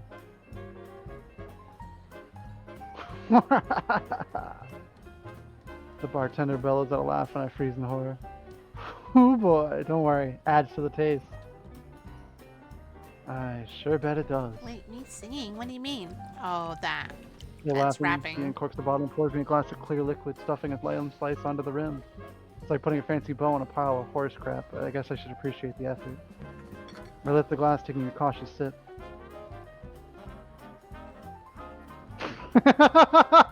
Yes. Swallow it, bitch. Swallow. Swallow it like a good boy. Hold on, I gotta rinse my Hey, fucking look, mouth. gagging's still hot. It's fine. It's fine.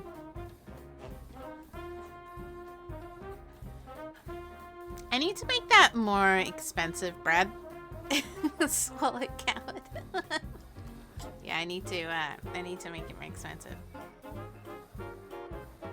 Well said. Well shit. Oh. Cover your ears, Brad.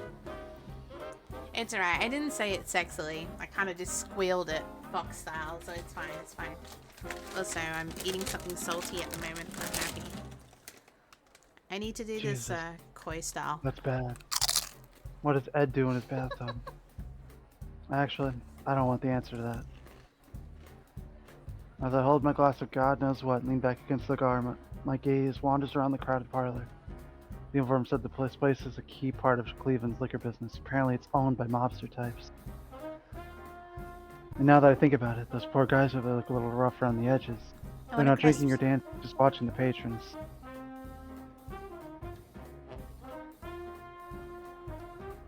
I catch her scoot down the bar, getting close enough to overhear their conversation. So loud in here that I can't make out what they're saying, but I manage to catch a few words. Damn Italians. Our turf. It's me! It's me! No! It's me! No! Them and the cops. Did I hear that right?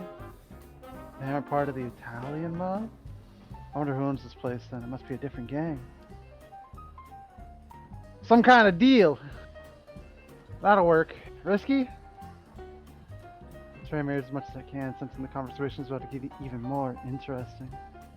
Just one or two hints, maybe a name, come on. Only one drink for you tonight, my friend. A low, eloquent voice murmurs right into my ear. The culprit smirks at me when I whip my head around in surprise, offering a little wiggle his finger in greeting. Tall, suited, and well-groomed, he has an unusually refined look to him. Is he offering to buy me a drink? I can imagine at the brink of another one of whatever this is. I jerk my chin towards the mild rat poison in my glass. At least a chin. You don't like it? Really? I've been told that's one of the best drinks here. One or two more and I'll promise it'll start growing on you. No. You Really, know I what like else my will grow tongue on too much him? to do no more sounds of... You fucked me over, Fox. Fucked me over. I was in a groove. I have to say Was it. Satan's mouthwash. My dry comma makes the stranger chuckle and he flashes me a wink. Oh, so that's the problem. I'll never fear. I'll take good care of that tongue of yours. Oh. What's that supposed to do? Bartender, a fresh drink for the delicate-tongued gentleman. And the usual for myself. He waves at the man behind the counter and quickly nods. Oh, great. I can't actually get drunk, damn it. It's like this guy's here just to ruin my investigation. We'll get you fixed up with something that'll tickle your fancy, mister. You know what Trailing else off he the could stranger tickle? raises one eyebrow at me expectantly. You continue to make these jokes. I'm not playing these games with you. No. Be mature, Fox.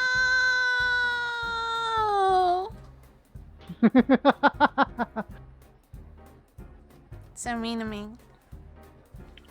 Jack. Jack Vaughn. Jack, not the name I'd have picked for you, but I still like it. Really? What name would you have picked me? Ask me again after you've had a few more drinks. As if on cue, the bartender passes that glass towards me and gently slides a steaming cup towards my companion. Is that coffee? Thank you, Arthur. Anytime. He throws the man beside me a wily grin. I can't shake the feeling that I'm the butt of some inside joke, but maybe that's my detective's paranoia talking. You don't drink, huh? I wouldn't call myself a teetotaler, but I do like to stay sharp. Right. Well, drinking partner, since you've twisted me into this, who exactly am I toasting with again?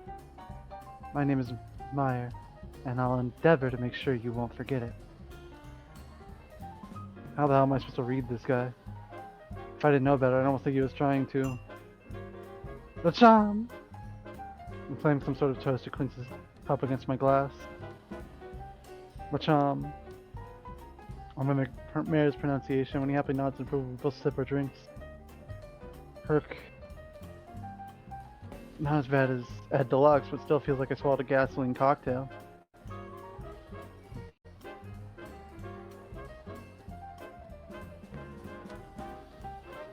Why the fuckered face, Jack? Not smooth enough for that tongue of yours? Meyer leans in closer, propping his elbow on the counter and gazing at my face. Well, if he's hell-bent on being all friendly, maybe I can pull some information out of him. Hold on. Hmm?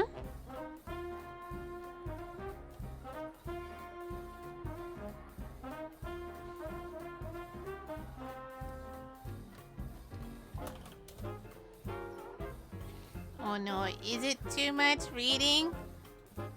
Corey told us yesterday that he has a tooth issue. Do I need to read?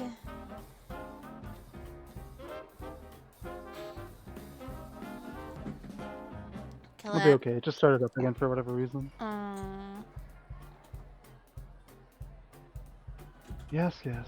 Woe is me and my delicate tongue. Really, where do they get this other stuff? Is it all homebrewed? Surely there's a big cellar. Of course, why the biggest cellar in town, no less. So he does know, now I just have to. But more importantly, why don't you tell me a little more about yourself? Or a lot more. I promise you I won't mind. Alright, play it cool, Richter. We can't rush this or you'll catch on. I'm nobody special, really. I help keep civilians safe, serve the city and all that. The smirk deepens for some reason. Just another average fella here to relax with a hard day's work. Hoping to take the edge off. Are you just gonna sit there and me all night or what?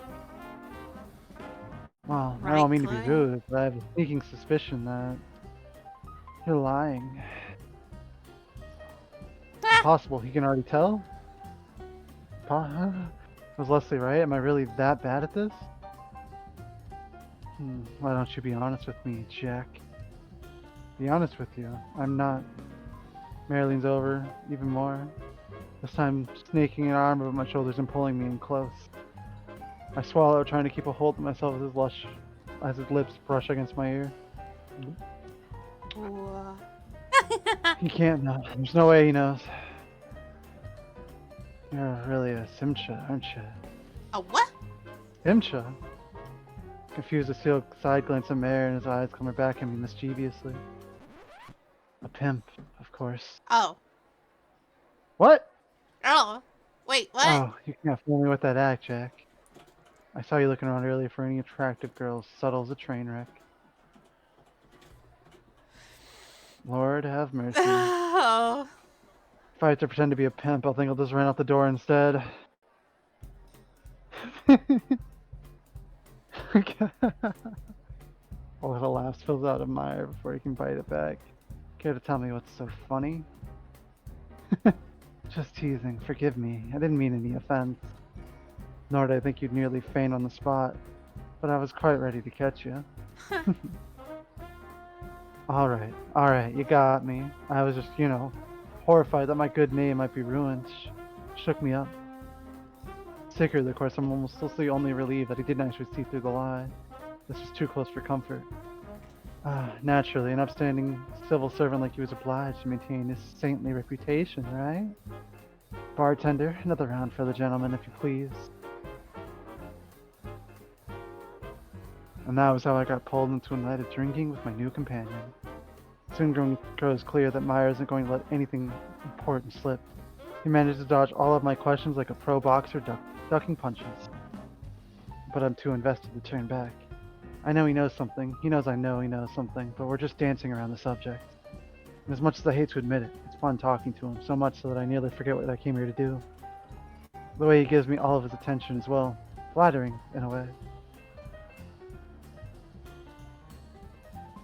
While we banter back and forth, I notice the sketchy-looking men familiarly throwing glances towards us. Were they looking at me? The mayor? Just trying to get the bartender's attention? I can't tell, but I've got a feeling we're being watched. If you don't mind, Jack, I have a question for you. An elbow nudges against my side, interrupting my thoughts. A question? Sure, I'm all ears. That's how you get them. I turn my head back towards Mara, only see him already pressed close to my side. Our cheeks are nearly brushing together. You wouldn't happen to be looking for underground work, would you? My heart skips a beat. He's finally bringing it up. You could say that, more or less. Well, in that case, how about we make a deal? I'll trade you a little business information and some exchange for something on your end. He whispers conspiratorially to me, lips curled upward in a sly, daring smirk. Something, huh? What kind of something are we talking about here? Oh, I'm so glad you asked. His breath lightly tickles my cheek. For a second, my focus gets a little hazy. All I can see are those sparkling green eyes. My mind races to all the things he might want from me, things I'd normally never think of until... Bring me a casada cake. What? What? Uh, Hydrating. Casada cake. High from Frank's Bakery on the east side. Almost certainly not kosher, but I won't tell if you don't. I've heard they changed the recipe to something simply amazing, but let's just say I'm not very welcome in that neighborhood. Oh. Not exactly the offer I was expecting. Yeah, what the? Cake, right? I'll think about it. No promises. Playing coy, are we? Ha! Very well. See how it is. He exhales a small laugh that brushes my skin again, Water in the fish. sending a little tingle down the nape of my neck. Please think it over carefully. And if you decide to accept my offer, come back here tomorrow night. How does that sound, Jack? I hesitantly nod. Thank you for the luck. Can this wise guy really be part of some criminal outfit trading information for cakes? Perfect. It'll be plenty worth for your while, so keep that in mind. Oh, there's something in the cake, isn't there? It's like fucking drugs. He's a When mule. I finally pulled back, I subconsciously exhaled a breath I didn't know I'd been holding. No matter how I look at it, he's acting sweet on me. Of course, it's not like anyone would notice crowded as this place is. Do you happen to have a favorite kind of drink? And Catcher throws another question out, catching me off guard. I want to have it ready for you tomorrow night. That's awfully nice of you. Well, my favorite drink, I guess that'd be...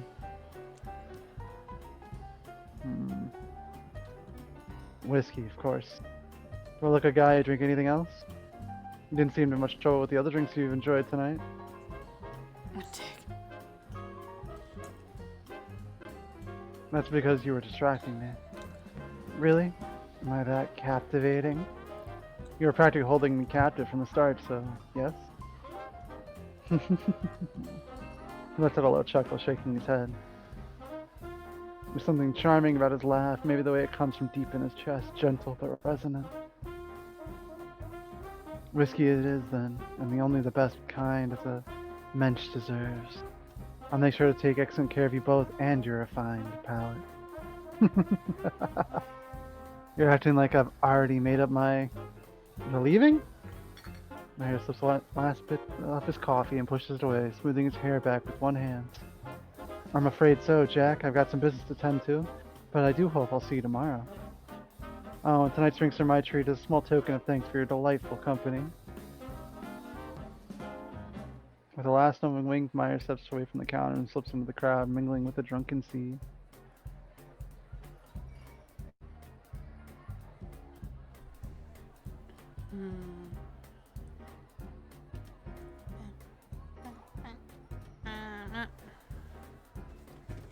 He left so suddenly. I wonder what business he's attending to. Well, never mind. I guess that concludes tonight's investigation. What a ride.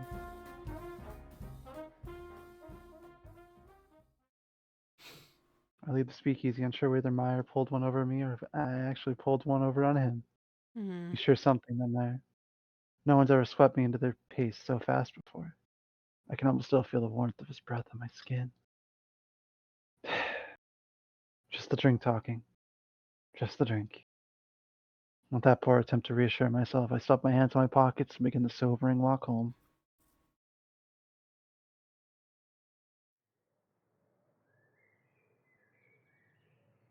The gentle chirping of birds outside the window. The laughter of children on their way to school. The blinding sun. Why is our office so goddamn bright? My head. The things I do for this job, I swear. Didn't even go home. Went to As the I sit in my office. chair sipping my morning coffee and trying to ignore this horrible hangover, my eyes drift up to the clock. Panda. Leslie's even later than normal. I hope nothing's wrong. If he doesn't come in soon, maybe I should just leave a note and go nap in my car. Good morning. As if I'd summoned him from the bowels of sunny hell, Leslie suddenly burst into the office. In one hand, he's holding a stack of paperwork, in the other... Is that a cake? Fresh from Frank's Bakery, I tell ya. Those fellas really nailed this Cass, whatever this is. Leslie reaches into the paper bag to grab a piece and happily stuffs his face. No, that's for our boyfriend, goddammit. That's the exact same cake Mayor asked for last night, isn't it? Is this some kind of conspiracy? Is every man in Cleveland eating these cakes except me? All the guys just want some cake. Oh. Pausing, Leslie leans in to peer at my face, frowning gently. You look a little under the weather, Victor. Your hair's all messy too, and I haven't got my hands on it yet. Wait. Don't tell me. No. You're not hungover, are you? Victor, you naughty boy.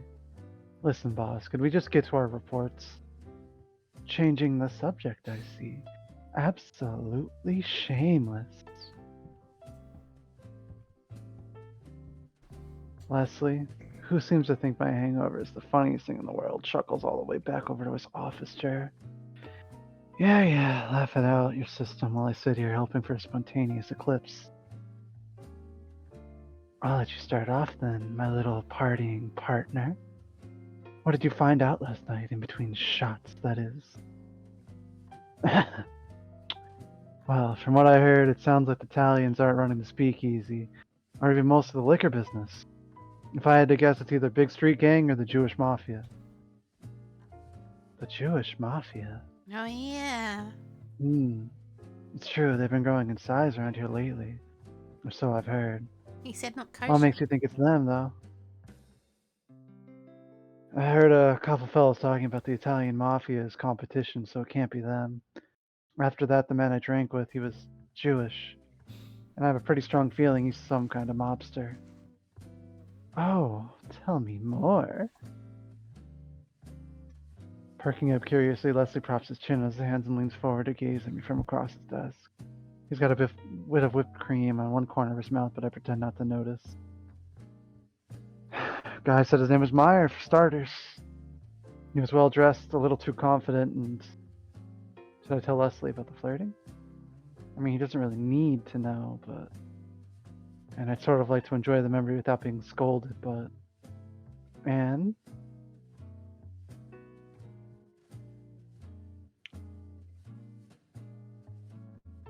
Uh, no. 1920s. No! He may have been flirting with me. He what? He raises his voice incredulously, jaw dropping. Well, it could have been that I just misread things, but... The nerve. Unacceptable. Leslie pushes out of his chair and begins to pace around the office. I can't tell if he's genuinely angry or just fussing like he normally does. How dare he? Flirting with my junior partner? Key jelly. Really? That's the issue you have with it? Poor, small, defenseless little Richter. The mercy of this cruel gangster. If only I'd been there. I'm bigger than you, boss. This mayor had better watch out. Mark my... Boss! He freezes when I call it to him in frustration. Well, when he gives me that innocent "did I do something wrong" expression, I can't really stay annoyed, can I? Would you just please sit down so I can finish my report? Oh, you weren't finished? Sorry about that. Sheepishly clearing his throat, Leslie sinks back into his chair and nods for me to continue. Mayor offered me a deal for information. A deal? You're serious?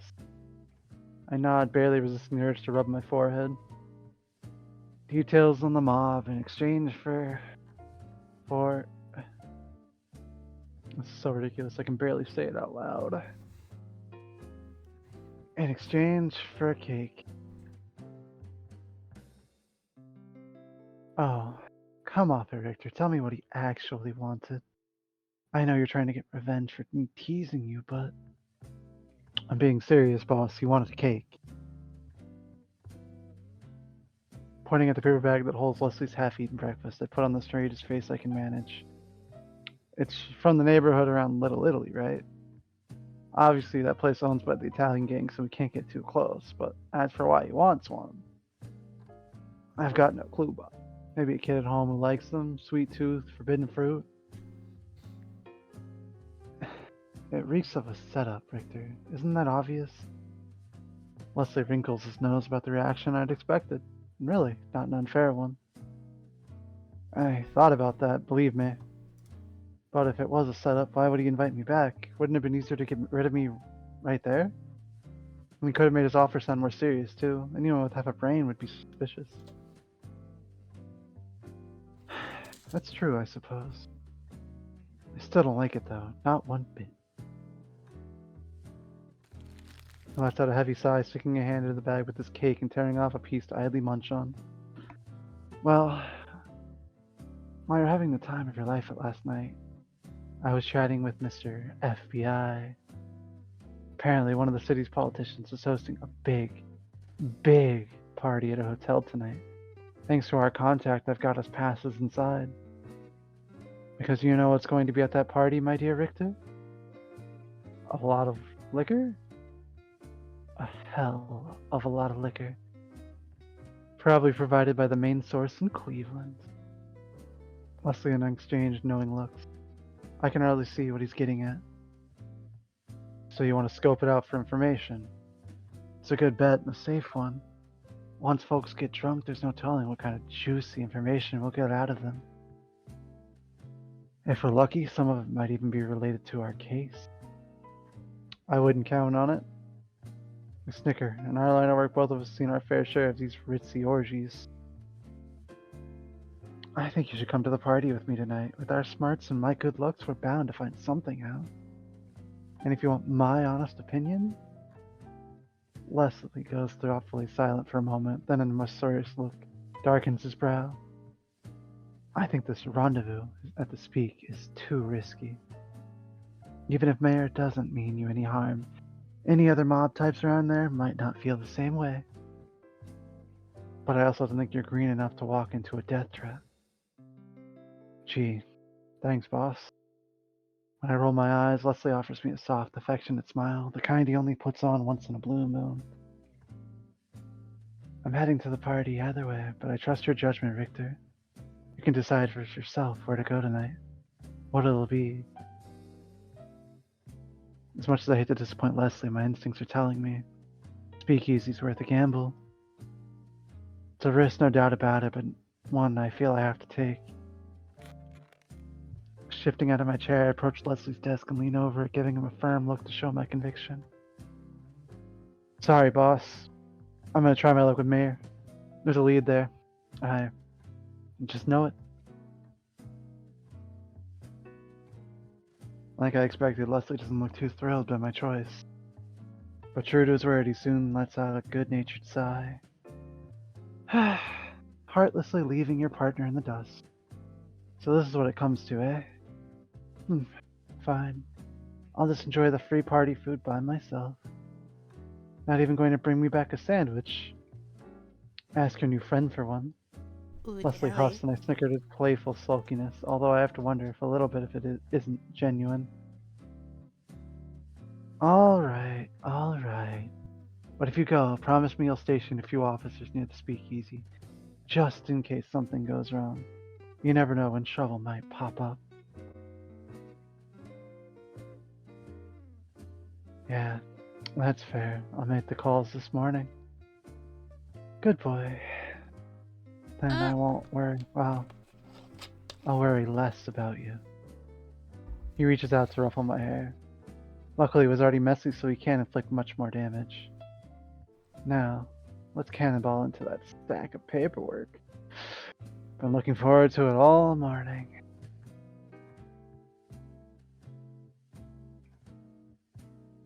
And welcome, Caitlin. We spend the rest of the day going through reports, most of them related to Italian gang activity on the east side.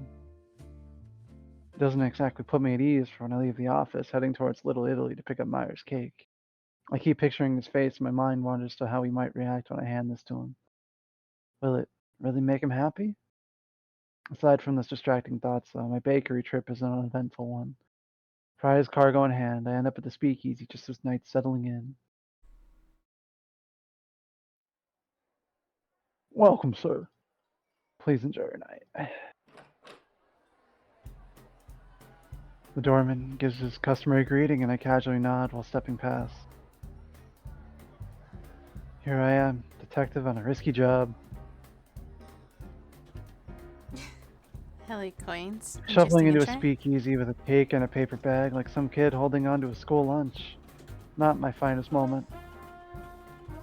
The place is packed full, just like last night, which means I can't really pick Meyer out easily. I guess if I hang around the bar long enough, maybe he'll show up. Oh, it's Mr. Jack. The coarse voice, different from Meyer's, growls out behind me. I turn to see one of the rough-looking men I noticed last night staring at me suspiciously. I'm gonna pat you down, make sure you aren't healed, understand? No one did this to me last night, what's the big deal? Would you shut up? I'm not here to answer questions. Before I have a chance to protest further, he grabs me, starts patting my pockets, roughly feeling around. Oh, oh. Sorry, buddy. I'm gonna be taking this for tonight. The man pulls out the piece I've been carrying as insurance just in case something went south. No.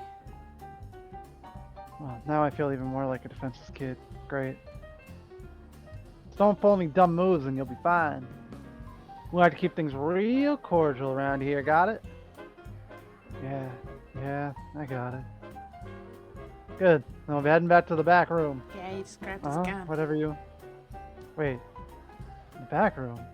Oh. Wait. Where are you taking me? Wait! What? The man suddenly grabs my wrist, pulling me along the speak's perimeter.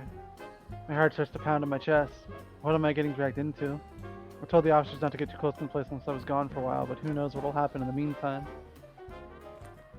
My semi-captor takes me to the back of the parlor and down a long, dark corridor. The music fades slowly into the distance, replaced by only the sound of our footsteps. Finally, we reach a large black door, and the man knocks firmly on it several times. Come in. The door opens into a warmly lit, spacious parlor. Not exactly the scary, dank room I'd been expecting. And there, in the middle of a lush couch, sat a familiar, tall man. Mr. Eastman, friends here. Yeah, I can see that. Thank you for bringing him in. Make sure no one intrudes on us. Be so kind. Yes, sir. With a polite nod, the other man departs, closing the door behind him with a soft click. Once he's gone, Mayor and I stare at each other for a few seconds in silence. I can only think that this dramatic reintroduction was deliberate. He knows I can read the subtext. Well, I brought your cake. I hold the bag in my hand and shake it a little, laughing nervously. I knew I could count on you. Yeah, you're getting that cake. A pleased smile slowly spreads over his lips, and the sight makes me relax a little. He pats the couch beside him, and I don't feel like I'm in a position to refuse. I approach and tentatively lower myself down, sinking into the soft cushions. Why, you're stiff as a sheet of glass. What's wrong, Jack? Your secretary back there wasn't exactly the most gentle of fellows. I apologize. They're used to dealing with coarser individuals than yourself, you see. And I forgot to tell them to use kid gloves. It's not that I just wasn't expecting all of this. All of this? You mean a nice back room and a speakeasy? Meyer gives me a faux, innocent look. Right, that's obviously what I was referring to. Anyway, here, your prize. I hope it didn't get smushed when your lackeys was jostling me around. I offer Meyer the bag with the cake, and his eyes light up when he takes it from my hands. Wonderful, I can smell it already. C'est select soon from den Brett, my rabbi used to say. But I like to pretend it doesn't apply to cakes. He gazes longingly at the bag for a moment and sets it to one side. A smile finds its way onto my lips before I even realize that the way he likes sweets so much really reminds me of Leslie. Oh, before I forget, I have something for you, Jack. Mary leans around the edge of the sofa, grunting softly, but straightening back up with the bottle in hand. Old Forester, Kentucky whiskey, the label reads. You remembered? I have an excellent memory, especially when it comes to people who catch my interest. He takes a glass from the table beside him and starts to pour me a drink, humming softly.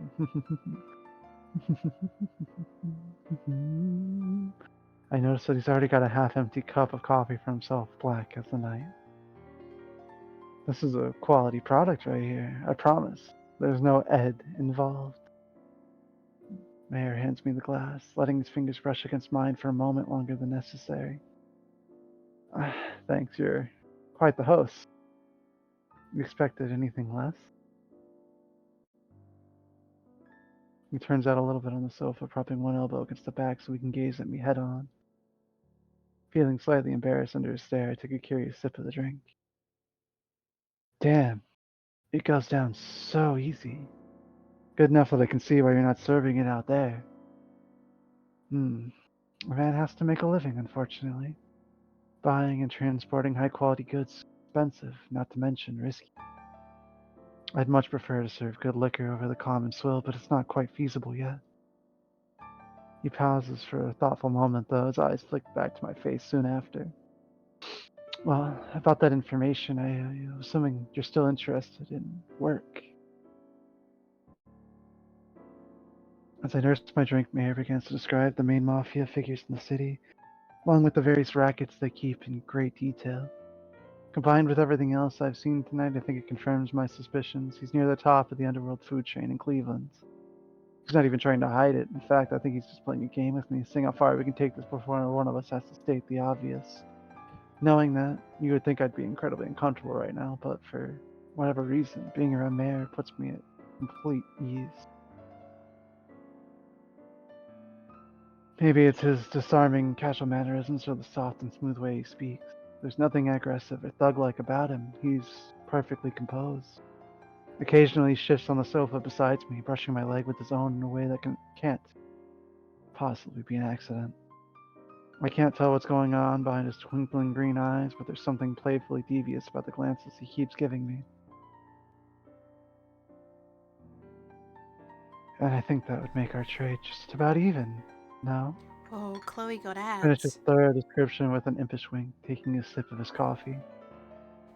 You sure are familiar with all the gang activity here, aren't you? If I didn't know better, I'd almost think you controlled some of it yourself. Me? I'm not sure what would lead you to such an outrageous conclusion. Instead of looking offended, though, Mayor passes and a little closer, his smirk suddenly growing mischievous. After all, it's rather rash to assume things about people you don't know particularly well. Don't you agree, Richter? Oh, How'd you? He smugly lifts the cake bag, wrestling it before my face. Your name is on the label. oh my god. A mistake I wouldn't expect from you, if you'll pardon my rudeness. Were you distracted at the time you purchased it? Oh my god, I'm not no. about to mention how I was grey deeming about him when I brought the cake. I think I'd rather just let my professional pride take the fall. Of course, I know you're a detective too, and I can guess why you're here. But please, don't take it as a blow to your acting skills. I'm just well acquainted with a number of professional liars, you see. If you already knew so much about me, why are you pouring me drinks rather than having me shot and dumped in the alley? Merrick licks his tongue, lightly wagging a finger at me. Violence is not how I prefer to do business, Richter. It's only ever a temporary solution. Violence begets violence, just why you have a warring Italian crime families rather than one consolidated, powerful body. No, in most circumstances, I would much rather make friends than enemies. Friends like you, which is why you're not being dumped in an alley. Although I would never harm a Shania Punim like you, no matter what my moral code was. He shifts on the sofa again, this time letting his legs stay resting against mine. I swallowed, relieved at Mayor's explanation, but actually aware of his face being a mere few inches to my right. You certainly aren't like any other guy I've met, law-abiding or otherwise. Why don't you tell me more about what it's like being in this risky business? I clumsily attempt to slide the conversation in another direction, daring to glance over at Mayor. No, no, please. I know a one-sided agreement when I see one. With the gloating of air, someone who just caught their opponent cheating, Mayor shakes his head. I'll answer for your question of yours, but only on one condition. I can ask questions of my own. I swear on my honor to answer with the truth, and you'll do the same. But we can each avoid one question in exchange for a favor. Does that strike you as fair? His tone casually rises up at the end, not so subtly daring me to accept. I think I'd been an idiot to expect a businessman like yourself to play fair, but all right, I'll bite. That's what I like to hear. Mayor gives me a rakish, teasing grin, all too pleased with my reply. As a gesture of goodwill, I'll even let you start. Really? How do you make any money with that kind of generosity? Oh, you'd be surprised. As Mayor chuckles to himself, I pause and ponder on just what to ask. What do I most want to know about? Uh, Tell me about your background, your history. What was it like for you growing up? My question seems to catch Mayor off guard, but a surprise quickly shifts into a gentle, pleased expression as he nods in acknowledgement. I was raised in a cozy little Jewish community in Missouri, where I lived until a few years ago. I'm sure you'll find this hard to believe, but I always kept to myself as a boy. I rarely spoke to anyone. I suppose you could say I was afraid of rejection. Our rabbi was my closest friend. We ate corned beef sandwiches and talked about baseball on the weekends. Looking back now, I think he was just as lonely as I was.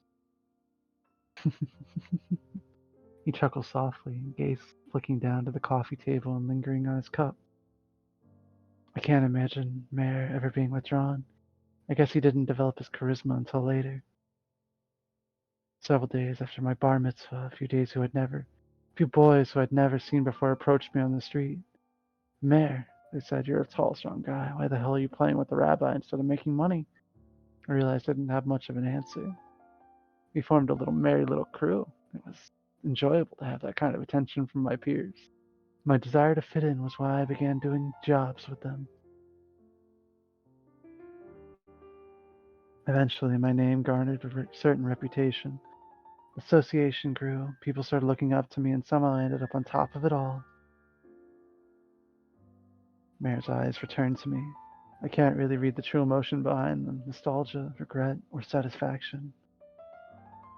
The rabbi, whatever happened to him? We don't speak anymore. He gives me one of those brief thin lipped smiles, the kind you only show to be polite. Again, it's hard to see through what it means, but I can detect a little longing in his voice. You know, I'd always separated mobsters from real people in my head, like you were all just mobsters who lost your humanity. But listening to you talk, I guess it makes me realize how we're not so different after all. I twirl my glass between my fingers, unsure if that knowledge makes me more happy or grim. Meyer studies me in silence for a little while. It's not an awkward silence, though, just a thoughtful one. Well, your turn. For a question. You have one? Oh, I have many. When the silence finally breaks, Mayer gives me a wry grin, his eyes momentarily flicking down to my mouth. Yeah, I'm listening. Alright, what's your greatest fear? My greatest fear? He nods, watching me expectantly. No immediate answers pop into my head, so I mull over the question for a moment. My greatest fear, something that would keep me from sleeping at night. Hurting innocent people. Oh. I nod, forcing a brief awkward smile as I take another sip of my drink. Mayor doesn't add anything further, though. Is he waiting for me to elaborate? I just think it's my duty, well, the duty of everyone in law enforcement to make sure Americans are safe and happy. That's why we exist. It's not just a job you do for money. It's a job that lets you go home feeling better about the world, even if it's just a little bit. Mayor tilts his head a little to one side, eyes glimmering at me. And his hands slip onto my shoulder, resting there gently for a few seconds before squeezing it. Very admirable, Richter. Although I have to wonder just where Volstead fits into that. He trails off curiously. Is he trying to lead me somewhere with that vague comment? Well, it's your turn, isn't it? Why don't you ask me something lighthearted? I don't mind if you get more personal. He leans a little more, hands still lingering on my shoulder. I can smell his light cologne and the subtle earthy scent of coffee. I've been trying desperately to keep my nerves under control, but it's getting harder and harder the more Mayor teases into my personal space. Thank you for the look. Aw, good night. Thank you, Random. Isn't it like the middle of the day for you, Random? What the fuck? Do you have a lover? Wife? I agree, Chloe. You must, right? Being the cat's meow and all.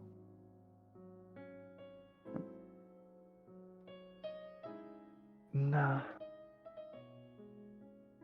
Mayor responds casually, offering a little shrug when I shoot a glance over at him. Is it my imagination, or does he look incredibly smug right now? Why are you wearing that expression? Are you so very surprised, or maybe you're relieved? Nah, just surprised is all. I really didn't think you'd still be a bachelor. And why is that? Because I'm the cat's meow? Meow? Meow. Can we just get on with the next question? Pausing, Bear Thank you, makes a show Bunny. off, tapping a finger against his bottom lip, turning his eyes towards the ceiling. Have fun, Bunny. Such an obvious cosplay that I know for a fact he's already got his question picked out, and he's just toying with me. I drain the last of my glass in an attempt to act casual, turning my head away slightly. I've got one. What memory do you have of your first kiss? Please describe it in great detail. I nearly choke on my drink. So this is what he was planning all along? I'm listening, very attentively. Hold on, Damn it, I know this is what he wants me to say, but I'll be a cold day in hell before I tell this guy I've never properly kissed anyone before. Can I just trade the favor? Oh. Don't feign surprise, you bastard. In that case, I suppose I'll take you up on that favor right now.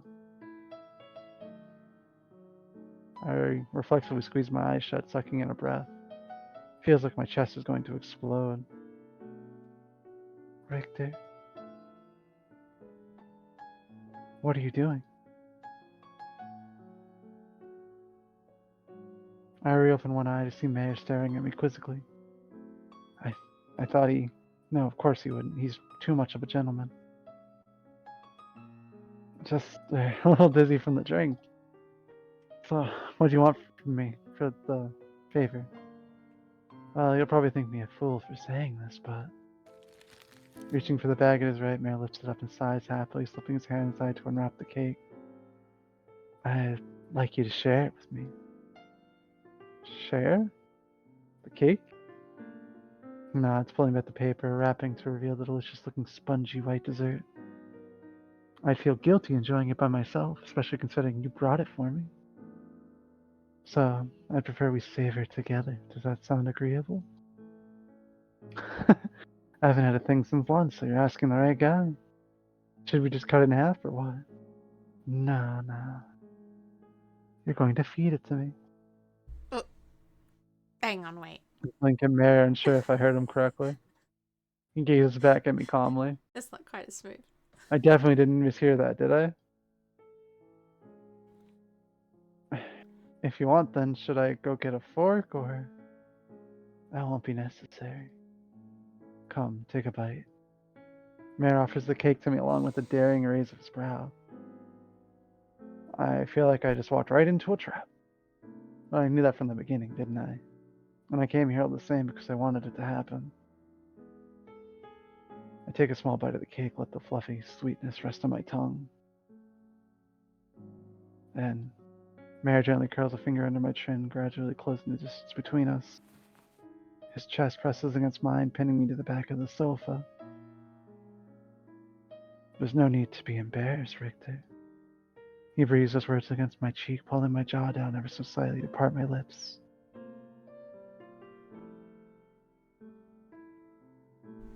Wait, what happened to the cake? Slowly, delicately, he covers my mouth with his own. The sweet flavors mingle between our tongues, but my head feels so foggy that I can barely think about how it tastes. Mare teases me with maddeningly light soft kisses, pulling back a little bit of each time I start to press forward. He's really trying to provoke me, isn't he? Well, it's working. I bite down hard on his lower lip, exhaling a hot, impatient breath. Momentarily, his chest presses harder against me. His kiss is suddenly growing more aggressive, hard, and deep, so intense that I have to gasp for air whenever I can. I pull his coat off his shoulders, grasping needily at his shirt, letting my hands wander all over his powerful body, just as his tongue starts to slip into my mouth. He pulls back again, this time breaking into a devilish grin. If I'd known that you'd be so eager, I would have done this a lot sooner. Oh my god. Are we gonna spend the whole night talking or share more of that cake? I can't disappoint my favorite detective now, can I?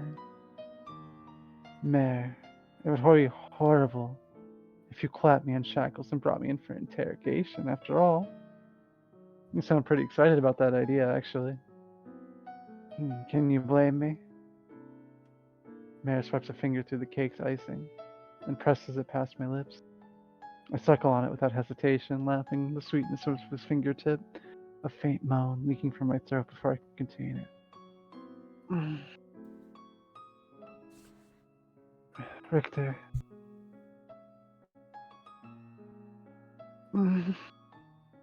Mare suddenly leans in for another kiss, trailing his finger along my bottom lip. This time he's the important, patient one, his tongue pressing insistently against my lips until I part them.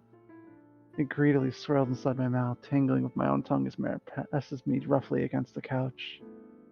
It's like he can't get enough of me, and I can't get enough of him. I grasp his hips and keep him pulled forward, wanting more and more. As we trade eager wet kisses, my mind hazily wanders towards a certain question.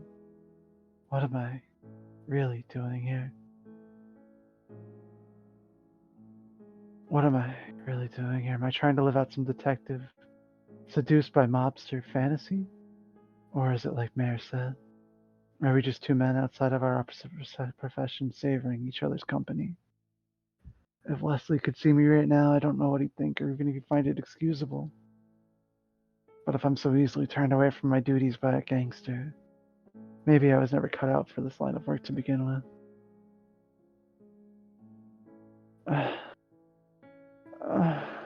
One of Mare's hands drift down my chest, slipping around my waist to squeeze my hip.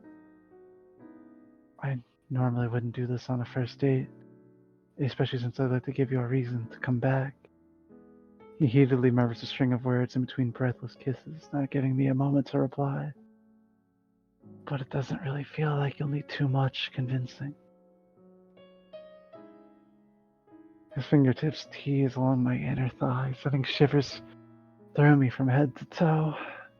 Just a little bit higher, a little higher. A frantic knock at the door makes us both of us jerk apart. Mayor smooths back his hairs and clothes, sitting back and clearing his throat. Chloe. Come in. The door instantly flies open and one of Mayor's men bolts inside. Mr. Eastman! Mr. Eastman, there's a bunch of cops sniffing right around outside the joint. Oh. I think something's about to go down if we don't stop them, they. Wait. Those are my guys. Safety precaution. I jump up from the sofa, inwardly kicking myself. Damn it. I should have told Nagolm earlier. I lost track of time and shit, there's no excuse. It's alright, Richter. Mayor's gently voice calls to me reassuringly. Go put your men at ease. Maybe by some grand stroke of fate you'll end up here again tomorrow and we can resume our talk. He puts on one of those wickedly innocent smiles, winking at me. Thanks. I hope I can see you soon. You doubtlessly will. With a hasty nod, I turn to follow the other man to the door, smoothing back my own ruffled hair. Luckily for me, those officers probably aren't being paid enough to ask many questions. Oh, and Richter. He calls out to me just as I'm about to cross the threshold, and I glance back at him. Don't forget what your real duty is. Good night. Mayor's man shuffles me along the exit before I have a chance to reply. My real duty? What the hell does he mean by that? Maybe it doesn't mean anything, but those words stick in the back of my mind, even as I the speakeasy to reassure the officers I'm alright and diffuse the situation.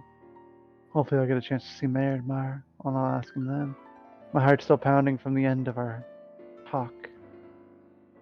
When I finally get home and roll into bed, there's no way I can fall asleep, so I spend the night restlessly tossing and turning.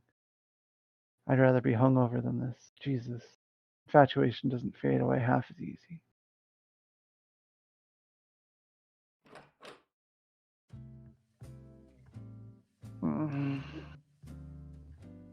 Morning, boss. I stumble into the office feeling like a corpse dragged out of its grave. Coffee. Victor, this is the second day in a row you've come in looking like a bedraggled cat. Do we need to have an intervention? Fine, just couldn't sleep. Christ, something really is messed up unless he shows up at work before me. He let out a long, playful sigh, shaking his head before taking a sip of his coffee. Well, don't keep me in suspense. Your escapades last night, of course. What happened? What did you find out? Oh, yeah. Right. With my own coffee mug in hand, I sink down into my chair, clearing my throat. Going to have to leave out some of the details here, I think. My new friend, Mr. Meyer Eastman. Well, he gave me some information about the powerful mob players in the city. Seems like he's really in the loop. The already pale Leslie seems to suddenly grow a shade paler. He slowly sets down his coffee and leans forward over his desk, brows furrowing as he stares at me. Did you say Eastman? Uh, Sure did, boss. Why? Why? Yes. Are you losing your hearing already, boss? You're not that old. Because Eastman is the man running all of Cleveland, that's why. oh, Leslie raises his voice in excitement and frustration, slamming his fist down on his desk. Yeah, all of Cleveland? Yes, all of Cleveland. I found out about him last night at the party I went to. He's well liked and hugely powerful. Most of Cleveland's Italian mafia is terrified of him. I don't know how on earth you managed to get in his good books, but Eastman is the key to taking down the city's liquor business. In fact, I think that speakeasy itself might be his main base. After we get a bit more information, we should set up a raid.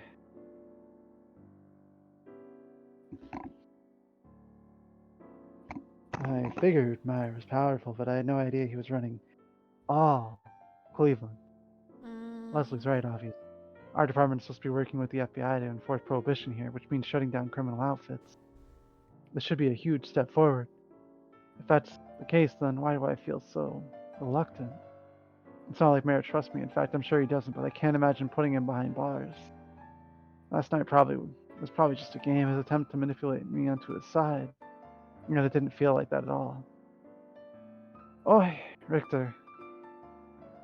You spacing out. Do you need more coffee? I snap back to the moment, greeted by a curious Leslie staring at me quizzically. No, I was just thinking, boss. We're going about this the wrong way. The wrong way? You have a different idea? When I nod, Leslie tilts his head to the side, motioning for me to continue. If there's anything I can give him credit for, is that he's usually willing to listen to what I say, even if I am the junior partner. Let me keep talking to Eastman. I'll get more details out of him, I promise. We shouldn't throw him in jail, not yet. Leslie stares at me in stunned silence. Does it really sound that strange? Did you hit your head on your way home last night, Richter? This is a mob boss we're talking about.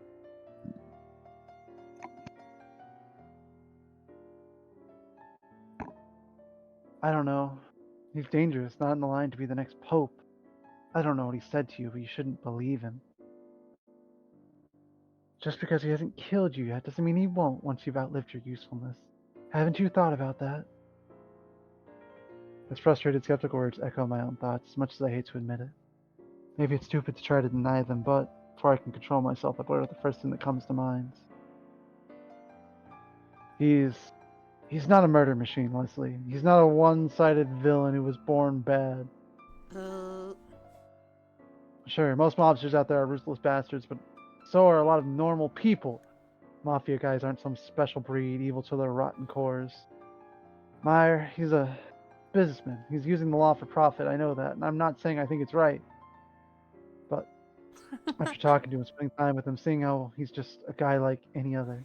Cloud's a murder I'll be machine. damned if I don't have more sympathy for him than whatever rich old highbinder is handing down orders in the FBI.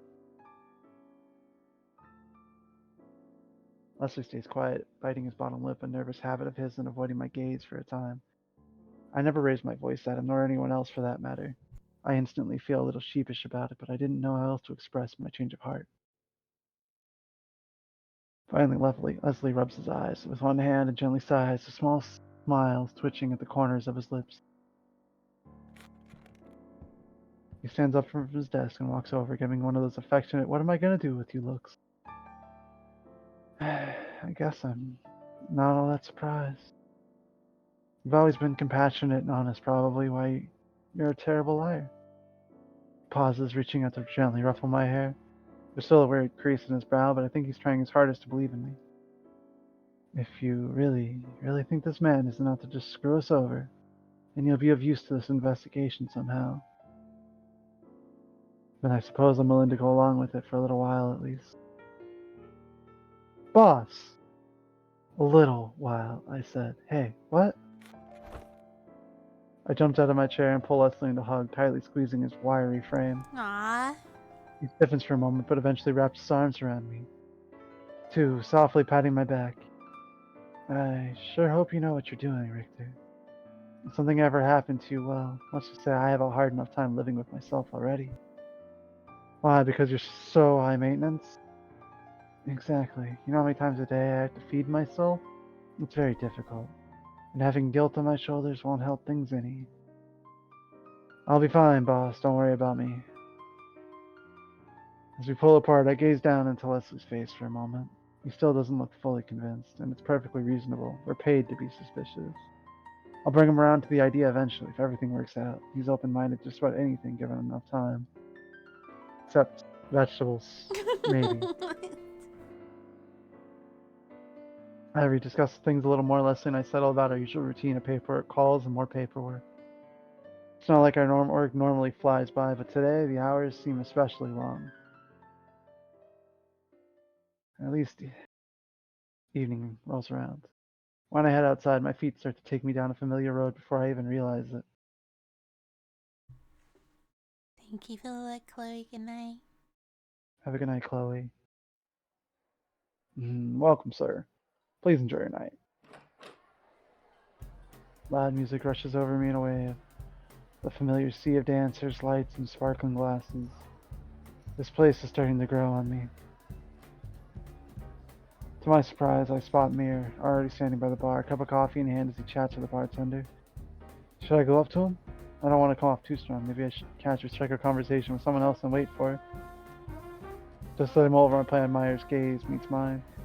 He instantly breaks into a warm smile, beckoning me over. Phew. I wandered towards the bar and stepped up beside him, clearing my throat to buy time to figure out what to say. Well, seems like my detective wandered back to me. Did you flock of officers decide to come along today too? No, I left them at home with the sitter. Good. I can't tell you how disappointed I was when they decided to interrupt. It suggests a very murmur sent a tingle down the back of my neck. At least I wasn't the only one who was disappointed. Yeah, well, I was really looking forward to the rest of that cake. I'm afraid I enjoyed the rest of it by myself, but I was thinking of you all the while. Does that make you feel any better?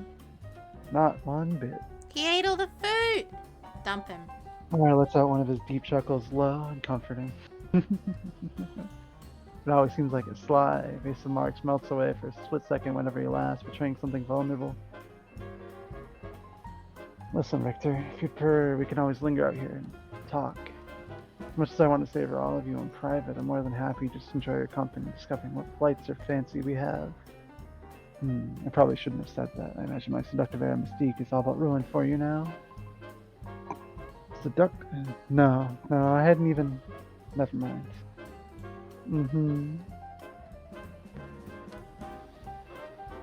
His leg lightly brushes mine, underneath the bar and out of sight. He's so bold, this guy. As I can see how he got into this line of work, no doubt about that. Actually, I wanted to ask you some more serious questions. Privacy might work better, just, as a precaution. Oh, of course, I have no doubt that your reasons are entirely... Ah! It's the cops! Oh. At that moment, the speakeasy door flies open and a small group of officers rush in. Oh my god, they did Screams it. echo through the parlor after the music cuts off, but the cacophony quickly goes silent. Eastman's men can't even reach for their guns, the officer already aiming their own. And at the head of the group stands Leslie. Richter! The second our eyes met, he rushes over to me, releasing a huge sigh of relief. Richter, thank God you're not hurt. I thought for sure that. Oh. We had an agreement, Leslie, didn't we? How can you just storm in here after me? Don't you trust me? When I mentioned a choke accusation, Leslie just shakes his head, eyes narrowed. It's not about trust, Richter. It's not even about the job. To hell with information gathering. The thing I care about most is keeping you safe. You're too honest, too trusting, and I can't just run around with people like this, even for the sake of an investigation. He gestures at Mayor, angrily, apparently having guessed his identity already. Leslie was really that worried about me? I knew he was still concerned, but I just didn't think he'd go this far.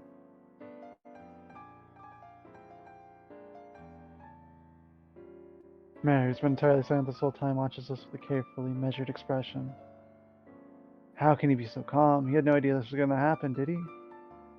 Gentlemen, I believe there's been some severe miscommunication.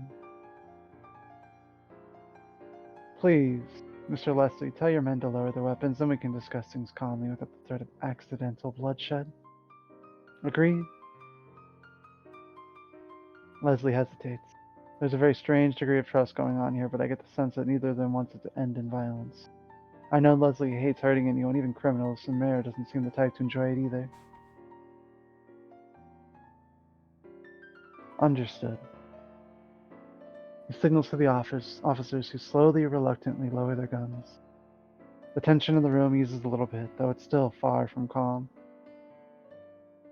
Let me say first, Mr. Leslie, that I entirely understand your concern for your partner's safety. But you see, after our friend Richter here showed up the other night, I was struck with an idea. I knew he was a detective before he so much as walked in the door. Your informant's working for me, so I decided to have a chat with him. Hello, Hunter.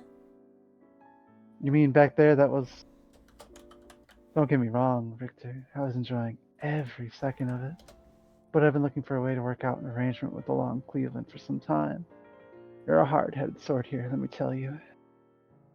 He exhales a deep breath between his teeth, gently shaking his head. Richter, however, I could tell he was made of something different, not so hell-bent on enforcing the Volstead Act. Yet not just the type to be bought, either. I was intrigued. So I thought I'd try to work out a deal, as is my way. Last night, I was supposed to be the beginning of that deal, but... Well, I wasn't jumping the company so much that I thought to myself, what harm can it be to wait a little while longer? When Meyer's glimmering eyes settle on me, I feel my heart skip a beat. Maybe several. He invited me back to make a deal, but it spiraled into something more because he enjoyed my company. So, you really believed we wouldn't try to arrest you? It was calculated risk, of course. Mayor casually waves one hand. The way he keeps this kind of thing forward, even while surrounded by the law, no wonder he's a leader. Nothing ventured, nothing gained. I like to make big gambles, but usually they pay off. But I've done my research on your backgrounds, your past jobs. I knew you wouldn't simply raid my venue without showing a few of your cards first. So you could say the chips landed where I thought they might. Leslie rubs his cheek with a hand, blinking rapidly as though trying to understand everything we just heard. I can't blame him. I knew Mayor was sharp, but I had no idea he'd planned everything out ahead of time. You know, even though we're the ones here with our guns out, I can't shake this feeling that we've played right into your hands. You really do live up to your reputation, don't you? I was expecting Leslie to be furious, but instead he sounds more impressed than anything. Is it possible yet you took some of my words to heart back in the office? You mentioned a deal earlier. Care to explain what kind of deal we're talking about? I was hoping you'd ask that. A particularly satisfied smirk curls on Meyer's lips. The type of man wears when he's just won at cards. Why don't we discuss matters privately on neutral grounds?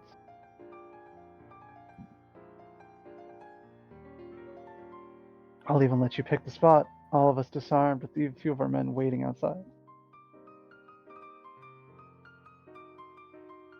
A moment, if you don't mind. Lester grabs my sleeve and pulls me aside, leaning up to whisper in my ear. You really trust him enough for this?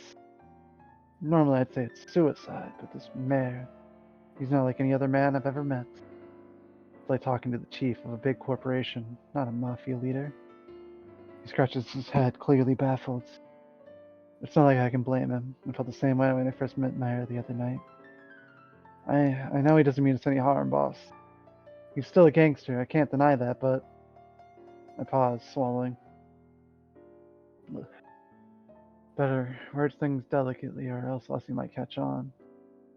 I think he genuinely wants to work out a deal with us. All of us would be way too much trouble otherwise. My thoughts exactly. You think we should hear him out, then? Without hesitation, I nod. Maybe it's an incredibly stupid decision, but I can't bring myself to believe all of last night was just a means to an end.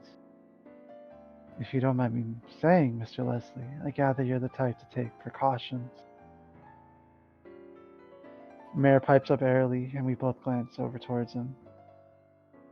Should the two of you not show up in perfect health tomorrow, I'm certain I'll have a big hassle on my hands, and that's not what I want, I assure you. You really did do your research, didn't you?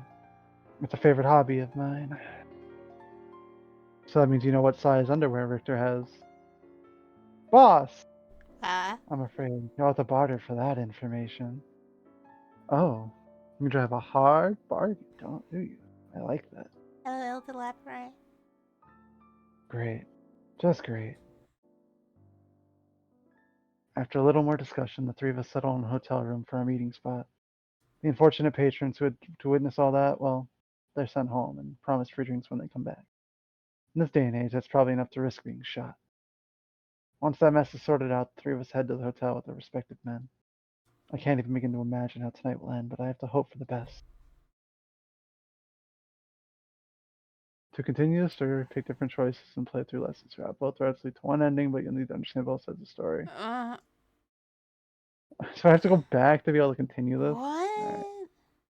We have to follow. We have to go with Leslie. So they want us to understand both. They have to understand the full story of what's going on, and then they'll let us continue after we know both sides. Wait. Lame. Oh my god. So they doubled the time.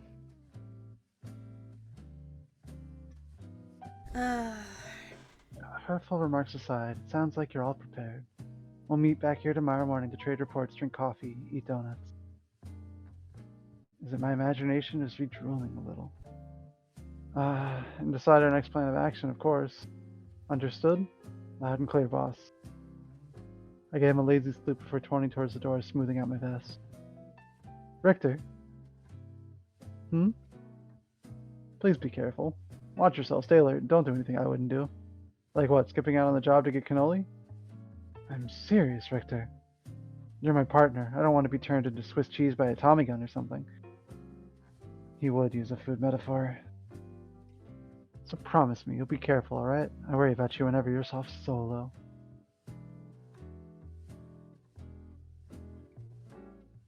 Don't worry.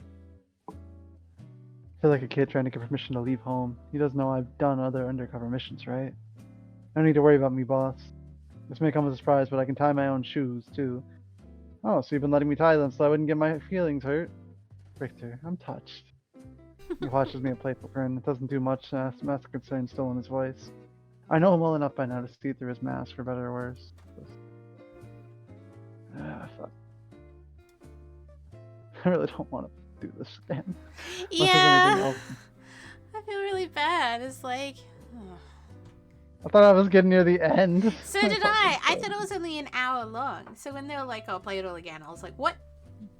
What?" Unless there's anything else important, boss, I'm going to head out. All right. Lester pushes himself from his chair, stepping over to get the door for me. I expect great things from your report tomorrow. With any luck, we'll be well on our way to making Cleveland a boring old town drier than the Sahara Desert. I think there's a skip function. Yeah, I can just skip through. Oh! Wait, hang on. Yeah, wait. Yeah. Wow, they literally make you play it all again? What the fuck? I spray my drink all over the man next to me. Yes. Hey, what's the big idea, you yutz? Sorry. Huh. Jesus, that's bad. What does Ed do in his bathtub? Hey, we're just gonna skip through this bit. One's enough for me. Well, to be honest, one of Ed's specials about all the Ed I can take. Is that so? You seem like someone who can take quite a bit more. I think you're just being humble. No, really, I like my tongue too much to put it through more. I've seen this whole before. How is My this drama, my the comment other makes side? me circle inside. I don't know. What the hell?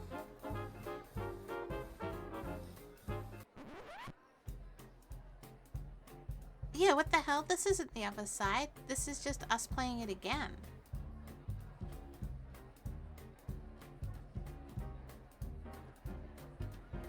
Mary says, I mean, stunned silence. What? What's that look? Small choke sound leaks from his throat, kindly making the stifling allow. Hello, Miltus. Thank you for hydrating. I understand. I'll make sure to take excellent care of both of you and your refined palate.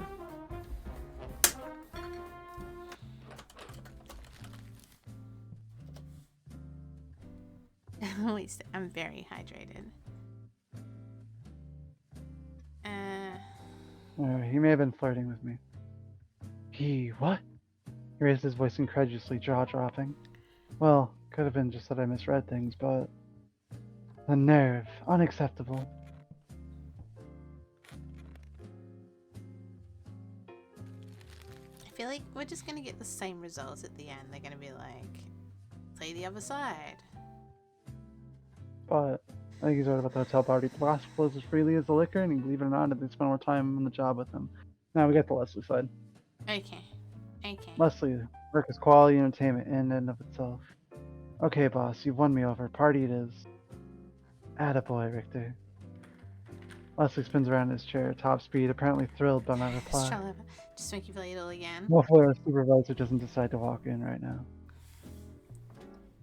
I think I'll send someone to the speakeasy anyway, just to scope it out again. That place has got to be important somehow. Ignoring the spinning Leslie, I rubbed my cheek thoughtfully and gazed at the ceiling, pondering the situation. If another agent can get some more information from the place, maybe we can combine it with tonight's findings to form a better plan. I'll call Earl and tell him to head over there while we're at the party. Well, good thing there's plenty of paperwork to keep us busy for the rest of the day. Well, a whole stack of reports arrived this morning, actually. I was getting worried when you came in so late. Thought I had to do it all myself. Good thing we're a team, right, boss? Boss? I glanced over at Leslie, who's gone silent. He's still slowly spinning in his chair, head slumped back. Is he? He's snoring. If I had a dime for every time this happened, I'd be a rich man. But no, all I have is this massive pile of paperwork. Leslie enjoys his morning nap. I bury myself in the reports, poring them over them one by one. That bastard's lucky. I have such a spot for him. Otherwise, I'd tip him out of the damn chair and throw these papers at his face. He always looks so peaceful when he's sleeping, though. Not a care in the world, innocent as a kitchen. Kitchen? Okay, I'm tired. Did you just say kitchen? Yeah. Holy fuck. Innocent as a kitchen. I like, my lips kind of curled slightly into a smirk, but I didn't want to say anything. I was like, I'm tired. Do you want me Holy to... fuck. Oh, no. Do you want me to read it? Are you okay? That's fine. It's Okay. fine. I can at least finish this, and then I'll just be dead for a day. That's my dashing senior partner, alright. As evening finally rolls around, I managed to finish up the paperwork. Leslie woke up in time to help me with the last third, and we head out to the party. Our taxi takes us to a lavish hotel, an appropriate place for a fancy gala like tonight's. When we get to the crowded party, Leslie and I decide to split up, so I'm left alone with this smattering of chatty guests dressed to the nines. I wander around for a while, trying to keep my distance while attempting to spot anyone of note, but it's too crowded for my strategy to work. I'm going to have to get in the thick of it, aren't I? Working at these events is always a nightmare.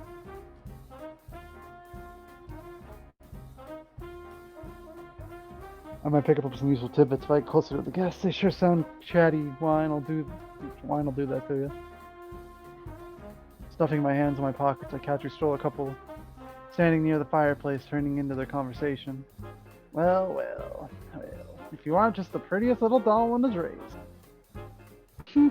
Trying to talk sweet to me? No.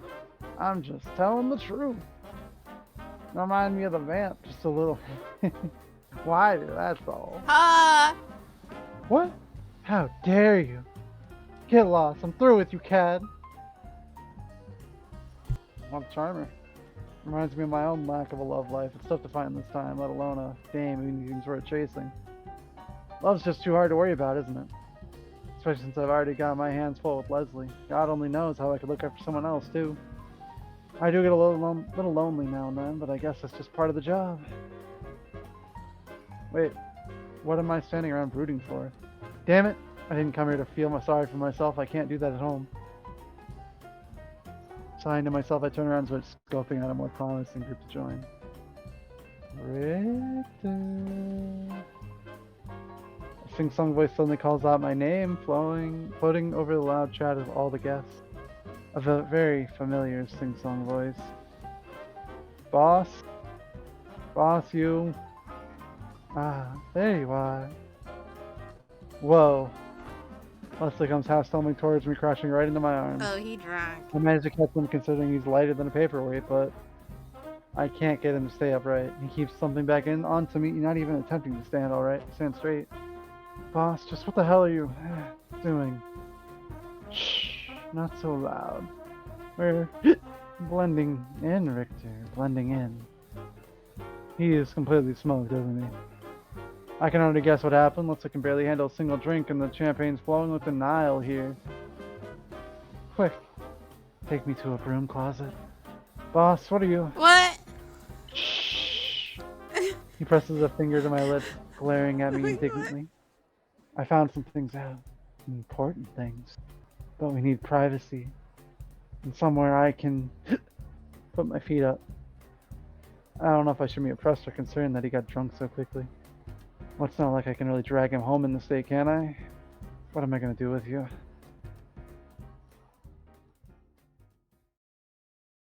Whew. Muttering to myself in disbelief, I helped Leslie down the hall away from the rest of the party. Luckily, it seems like the hotel staff planned ahead. A number of the doors are unlocked and open. For situations just like this one, no doubt. Hi, lady. We end up in a dark room, and I kick the door closed as dragging Leslie inside. A broom closet. You're off your rocker, boss. Starting to deposit my senior partner on the bed, I move us towards it and gently nudge him under the covers. Maybe he'll decide to fall asleep. Oi, I said I had important things to tell you. Before I can step away, Leslie grabs my waist and tucks me down onto the bed. Sit. What? Is this some kind of impromptu meeting? Leslie leans back against the pillows and gives me a hazy smirk, nodding. His legs are stretched out across my lap, and he's still got his shoes on. He'll get dirt on bedspread at this rate. Oh, taking off my boots. You're too good to me. I don't deserve a partner like you, Richter. I really don't. Someone's got to take care of you. True. I don't envy that someone. Our relationship is a running joke between us, but I've never been unhappy with how things are. Leslie takes care of me too in his own little ways. Buying me food, teaching me French on the weekends, making me stay home and bringing soap every time I'm sick. Soup. Whenever I need him, he's always there. Hello, Richter. Anybody home? Leslie snaps his finger in front of my face, giggling to himself. You've been staring at me for, about 30 seconds. That's because I was thinking about what a big fat hypocrite you are. Hypocrite? Me? Razzing me this morning for being hungover, but here you are, fried off your mind? Well, nobody's perfect, not even me. He pouts, puffing up the pillows behind his back and attempting to knit his brow into a serious expression. It doesn't work very well. Oh, yeah, Yeah, you might no. want to. Yeah, you might Yeah, want yeah. There is 100% gonna be man-on-man kissing soon. Absolutely, probably. to. I found out who's behind the booze at tonight's party. In fact, it sounds like he's pulling the strings in all of Cleveland. You're serious? Who is it? A fella called Eastman. Biggest name in this whole city's underworld. Mayor Eastman. My breath catches. Does that mean that man from last night was... Nah, probably not the same one. Leslie shakes his head as if reading my thoughts. He's tall, really short hair, likes to wear a long coat, low, distinctive laugh. It's him. We stare at each other for several seconds, unsure what to make of this revelation. I can't believe I was actually drinking with a mob boss last night, let alone one who propositioned me for cake. But what surprises me most is he wasn't a bad guy. How's that? Leslie blinks when I unconsciously mutter my thoughts aloud. Mayor. He wasn't rude or intimidating, and he sure as hell didn't try to throw his weight around like you'd think.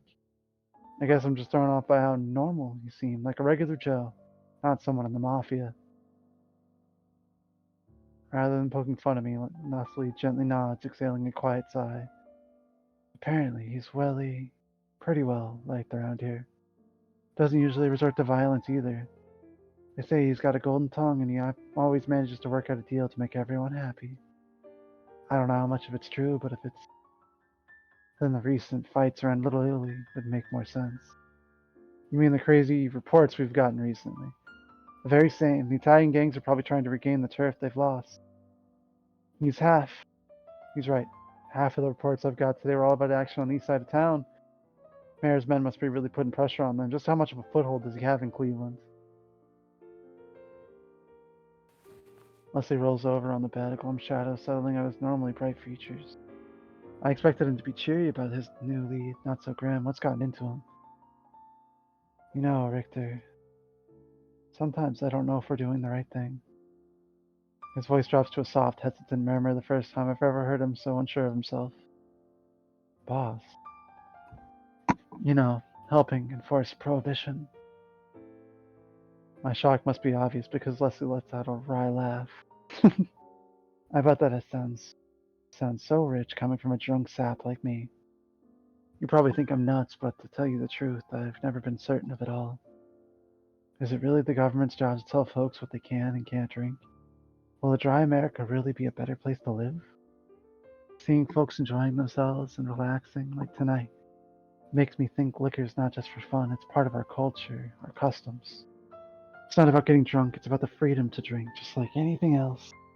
Freedoms we fought for since the colonists came over in their big, stupid boats. Fucking Americans always wanted to make it about themselves. He glances away with a self-deprecating, wistful smile. Now that I think about it, he's been a lot less enthusiastic about this job than our previous work. I guess now I know why. Did I ever tell you how much I wanted to be an FBI agent, Richter?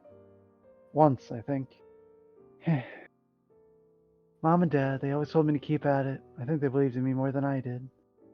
They didn't know I wanted to hunt the bad guys so badly. The bad guys? He nodded solemnly, eyes clouded over with memory. My parents were saints, but some of my friends, they weren't so lucky. A few had mothers or fathers who'd taken to the bottle, and well, ones who didn't have marks on their bodies had them in their minds. It crushed me, seeing it happen to people I cared for being so powerless to stop it. That's when the Volstead Act rolled out. It was all for it. Surely it stopped the same thing from happening to other kids. Leslie slowly trails off. Our gazes meet for a long, somber moment. But I guess I'm starting to grow up now. I know people always find another thing to abuse, and something like liquor, something so core to society you can't ever really get rid of it. So, should we be the ones to help take it away? Away from the people who drink for fun over dinner? Celebrate? Because they damn well please. The soldiers who lost arms and legs fighting in war but come home to hear they can't even enjoy a shot of bourbon? I just don't know. He lets out another sigh, this one deep and troubled. His eyes shut tight, almost like he's trying to fall asleep again. You're not crazy, boss. Leslie stares at me like I just spreaded wings. Well, maybe a little crazy, but for different reasons. About what you said, though, the more I think about it, it's hard for me to argue. I hesitate for a moment. Normally, I don't open much to people, but tonight's proving to be a strange night. And in front of Leslie, I don't feel like I have to hold anything back. My pa, he drank. I guess it's all he had since my ma died having me. Probably why he took off when I was a kid, left me with my grandparents. Victor. Leslie's fingers reach out to brush my sleeve, lightly squeezing the fabric. Hey, don't feel sorry for me. They were good folks, traditional views aside. Grandpa, he was always muttering about how the law is what makes man better than a beast. Every single time he read the police report, he'd say that, without fail. The law is the highest order to uphold on earth, Grandpa thought, aside from the Bible, that is. So, little Richter got that drilled into his head, did he? I nod, smirking faintly. No crime headlines to read in heaven, Grandpa. You must be pretty bored up there. He wanted me to be a policeman, but luckily detective work was close enough to count. When it comes to prohibition, though, I've always had my doubts. Maybe law makes us better than beasts, but the government's not the gospel. I don't know it. It doesn't feel right to follow orders just because they're on from the top. I joined the agency to help people, not make their lives harder. Anything that goes against that, I just can't put my heart in it, heads or no. By the time the last words leave my mouth, I feel like a complete idiot. Just because Leslie shared his story didn't mean I had to go and babble on. It's like an old church lady or something. Mm. You know, Richter, I really admire you. Leslie smiles warmly at me when I glance at him in shock. Where'd that come from, I wonder? Unlike most folks, you don't always take things at face value. You stop and think, you feel, instead of only judging. Maybe you should be the senior partner, then I'd feel better about relying on you so much. I think you've got it wrong, boss. I'm just a regular old. No, no. There's nothing regular about you. Not to me, anyway. No, you're a special breed of fantastic. Hello, He doesn't Purple. normally give me these genuine compliments. How the hell am I supposed to respond to that? I admire you too, boss. Or what I mean is Oh. Oh. Please, do tell me more. Wow, now I've gone and done it. I can tell he's not going to let me get away with this one, so I better come up with something quick. I guess I really admire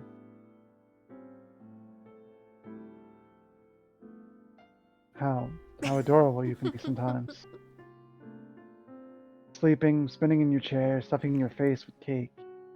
It's like me talking about minks all over again. I knew you were gonna say something. God Right. damn it. Did those words actually just come out of my mouth? I haven't had a single drink tonight, so there's no excuse, none at all. God rest my soul. Oh, so you finally noticed. It's about time. I was preparing drastic measures to get your attention. Drastic measures? They're not important now, though, since apparently I've won you over after all. Wait. He's his boss. He He's cackles, obviously drunk. pleased with himself. This is why I shouldn't give compliments. Oh, Richter. Leslie's tone suddenly turned serious again. Almost too serious. Now that we've poured our hearts out to each other, I need to tell you something important. What's that? Oh, I'm not just gonna bellow it out. It's a secret. Lean down. He's straight. He impatiently beckons me a little closer. Curious, I scoot towards the head of the bed, leaning in to listen. I'm not sure what could possibly be so. My hand grabs the back of my hair and pulls me down. Next thing I know,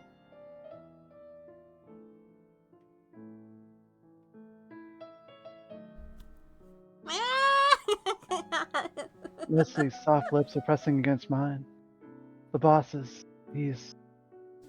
This can't be happening. Did I fall asleep? Leslie holds a kiss for a little longer, fingers tightly curled in my hair. But after a few seconds, he lets go. I quickly pull back, touching a hand to my lips. A mortified look of horror instantly crosses Leslie's face. I don't think he realized what he was doing either. Victor, I'm so sorry. I didn't mean to. The booze, I just. He covers his face with his hands, peeking at me through his fingers. It's like he thinks I'm going to start shouting at him. What am I? That scary? One kiss doesn't hurt anybody, does it?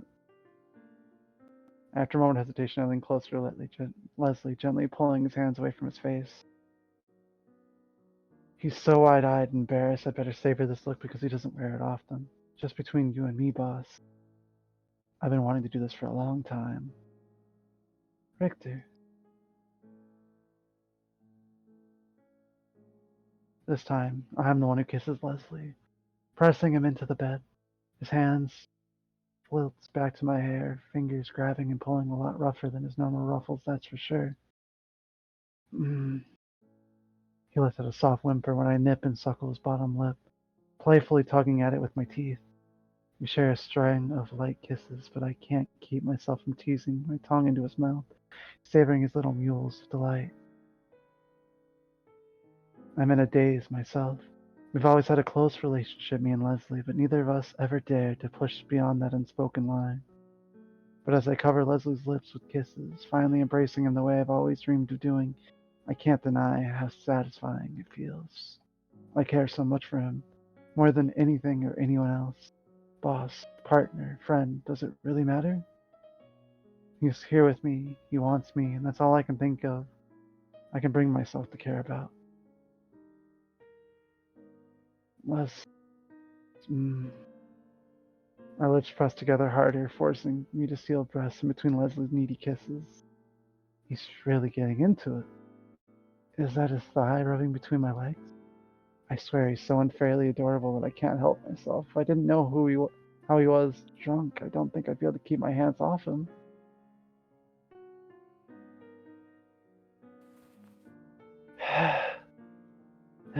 Finally, I drop back just enough to suck in some much needed air. Leslie nestles against my ear, murmuring softly against it. I hope I won't forget this in the morning, but if I do, you have my permission to remind me. Yeah, sure. The full extent of what we did suddenly hits me like a frying pan in the face. I pull away and we're jerking upright, letting out a cough. Turning my head awkwardly to one side. Work's sure gonna be interesting tomorrow, eh? How the hell can we resume our normal business after this? I sure hope I didn't just make the dumbest mistake of my life.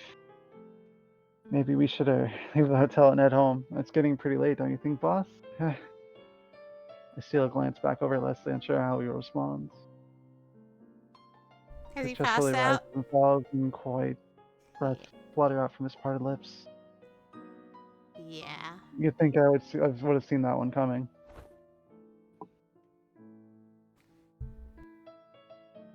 With a sigh, I slide off onto the floor, leaning back against the side of the bed. I guess I'll keep vigil and mull things over until Leslie wakes up. Thanks to his insistent touching, I can't exactly fall asleep right now. Well, whatever happens after tonight, I can't say I have any regrets. You're really something, boss, that's for sure. And I like you just the way you are. Hypocrisy, narcolepsy, and all. I wouldn't have it any other way.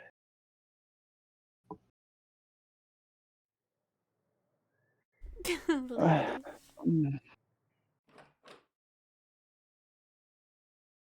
I stumble into the office bright and early, letting out a long yawn. I haven't pulled an all-nighter like that since my college days. Now I understand why. Slumping into my chair, I glug down my coffee to try to slap myself awake. We got work to do today, so hopefully Leslie isn't too late. I dropped him off around 4 a.m. at his apartment, but he managed to get more sleep than I did. Maybe I should just go bring the whole coffee pot in here. I've got a feeling I'm gonna need it. Helltaker. Trust me. Just be careful walking in here, buddy. I'm getting kind of tortured right now having to do this. I rise unsteadily back to my feet, wandering back to the door in a haze. Just as I reach for the handle. Good morning. Ah! Oh, ow. Oh, do you really have to scream in my ears first thing, Richter? He would Happy to look at see you it. too, but really? Leslie pinches his ear with a grimace, frowning playfully at me. Oh, you look terrible. Sit down, I brought some donuts. I'll fix you right up right quick. Yeah, don't explore any more Mm-hmm. I let Leslie steer me back to my chair, and he stuffs a donut in my mouth. It's good, but I trade all the donuts in the world for a few hours of sleep. We sit in unusual silence for a little while, munching on our breakfast and sipping coffee. Normally, we'd be chattering about various things right now, but I can't bring myself to look Leslie in the Didn't eye, they not after stay at the last night. hotel together? Wouldn't they have woken up together? He didn't sleep. Richter didn't sleep, Fox. What? And he just like He left? just stayed all night until Leslie woke up and then took him to the apartment. Pay attention! Pay attention, Fox! I know. I just like. I've never felt so awkward in my life. Are we Surely they just would going to have pretend it talked by didn't now. happen? Or. Richter, what's the matter?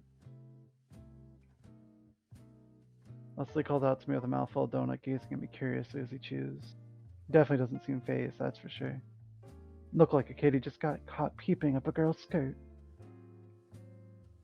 Really, what's eating you? I don't like the silent, it gives me the heebie-jeebies. Nothing, it's nothing, boss. Fox, get it? Yeah. Yeah. Listen, why don't we get started on work? We need to go over the new findings. Uh-huh. He still seems pretty suspicious, but eventually nods. I can't tell if he's playing dumb or he really can't remember, it's probably the latter. About Eastman.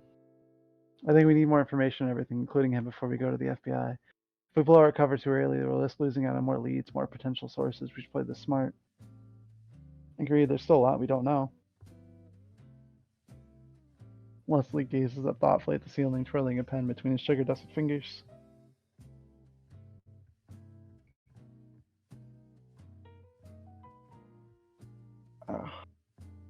I'd say we need to send out some agents to figure out the key details. I don't want to rush into anything. Send out agents? That reminds me, what happened to Earl, the guy I sent out to scope out the speakeasy yesterday? I didn't see him coming to work today, and he didn't call me like he was supposed to. Boss, I need to make a call. I sent Earl out last night, but he hasn't come in yet. L.gAe now. Oh, now let me stop you. I reached for the phone and quickly dialed Earl's home number. Ring, ring, ring. No answer. I have a bad feeling about this. I'd bet anything that his disappearance is related to that speakeasy, Eastman, and the Mafia. Not good, huh? Leslie seems to figure it out pretty quickly because he raises a worried eyebrow at me. I grimly nod. Damn it, I should have just gone there myself last night. If something's happened to Earl, then we'll get some officers and head over there this evening. Boss, just a quiet investigation at first, see if we can find out anything about Earl. If there's incriminating evidence, then we'll turn it into a full-blown raid, but hopefully he's just at some cat house this morning hungover.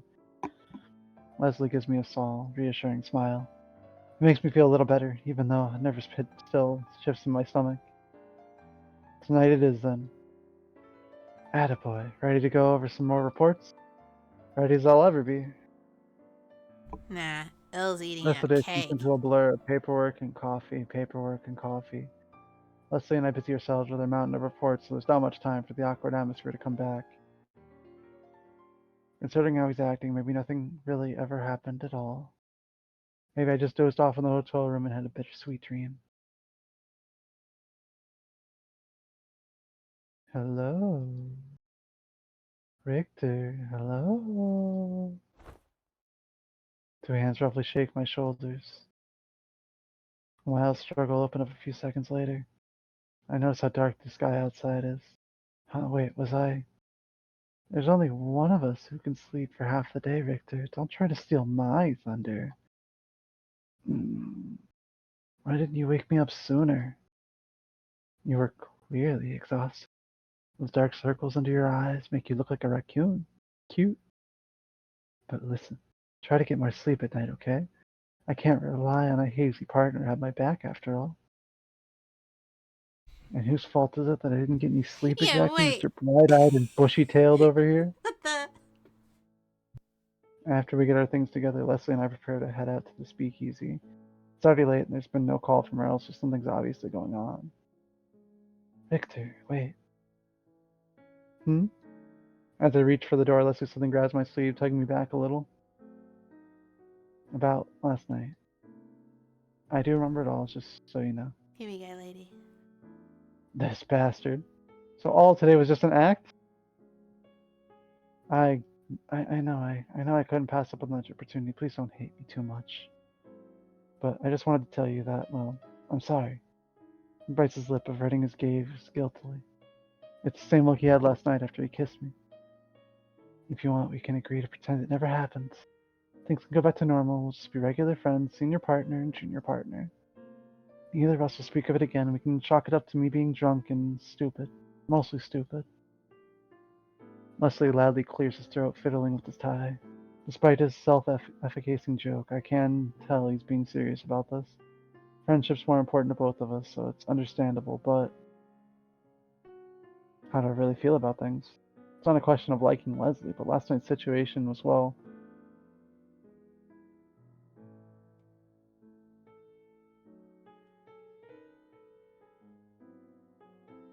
it's just that you were drunk, boss, so I guess I feel kind of guilty kissing you like that, and you probably didn't know what you were doing. Oh, is that the problem? Trust me, I knew exactly what I was doing. I'm completely sober right now, so if you'd like, I could do it again.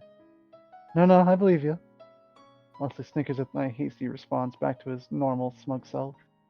But I can tell he's relieved to clear the air between us. I am too. Hey, once we're sure Earl's safe, let's talk about this again, in a more private setting. Does that sound okay? That sounds great, boss. Did you Ah! just... Before I can finish, Leslie suddenly pulls me into an adoring hug, squeezing so hard I can barely breathe. He buries his face against my shoulder, nuzzling against it. How can you make my heart ache so much? I'll never become a What? heart relative if I keep getting feelings like this. Sighing affectionately, I curl my arms around him and squeeze back, enjoying the few moments of warmth we share. Okay. Leslie soon pulls back, taking a deep breath. Then we nod at each other, just like always. If we hurry, we can get to the bottom of this and install something to get cannoli before the shop closes. Richter, you never told me you could read minds. I tried to stay out of yours, too scared of what I might see. Clever boy. We head out side by side, determined but hopeful, the partners we've always been. I have faith in Leslie, just like he has faith in me. We'll get the job done together.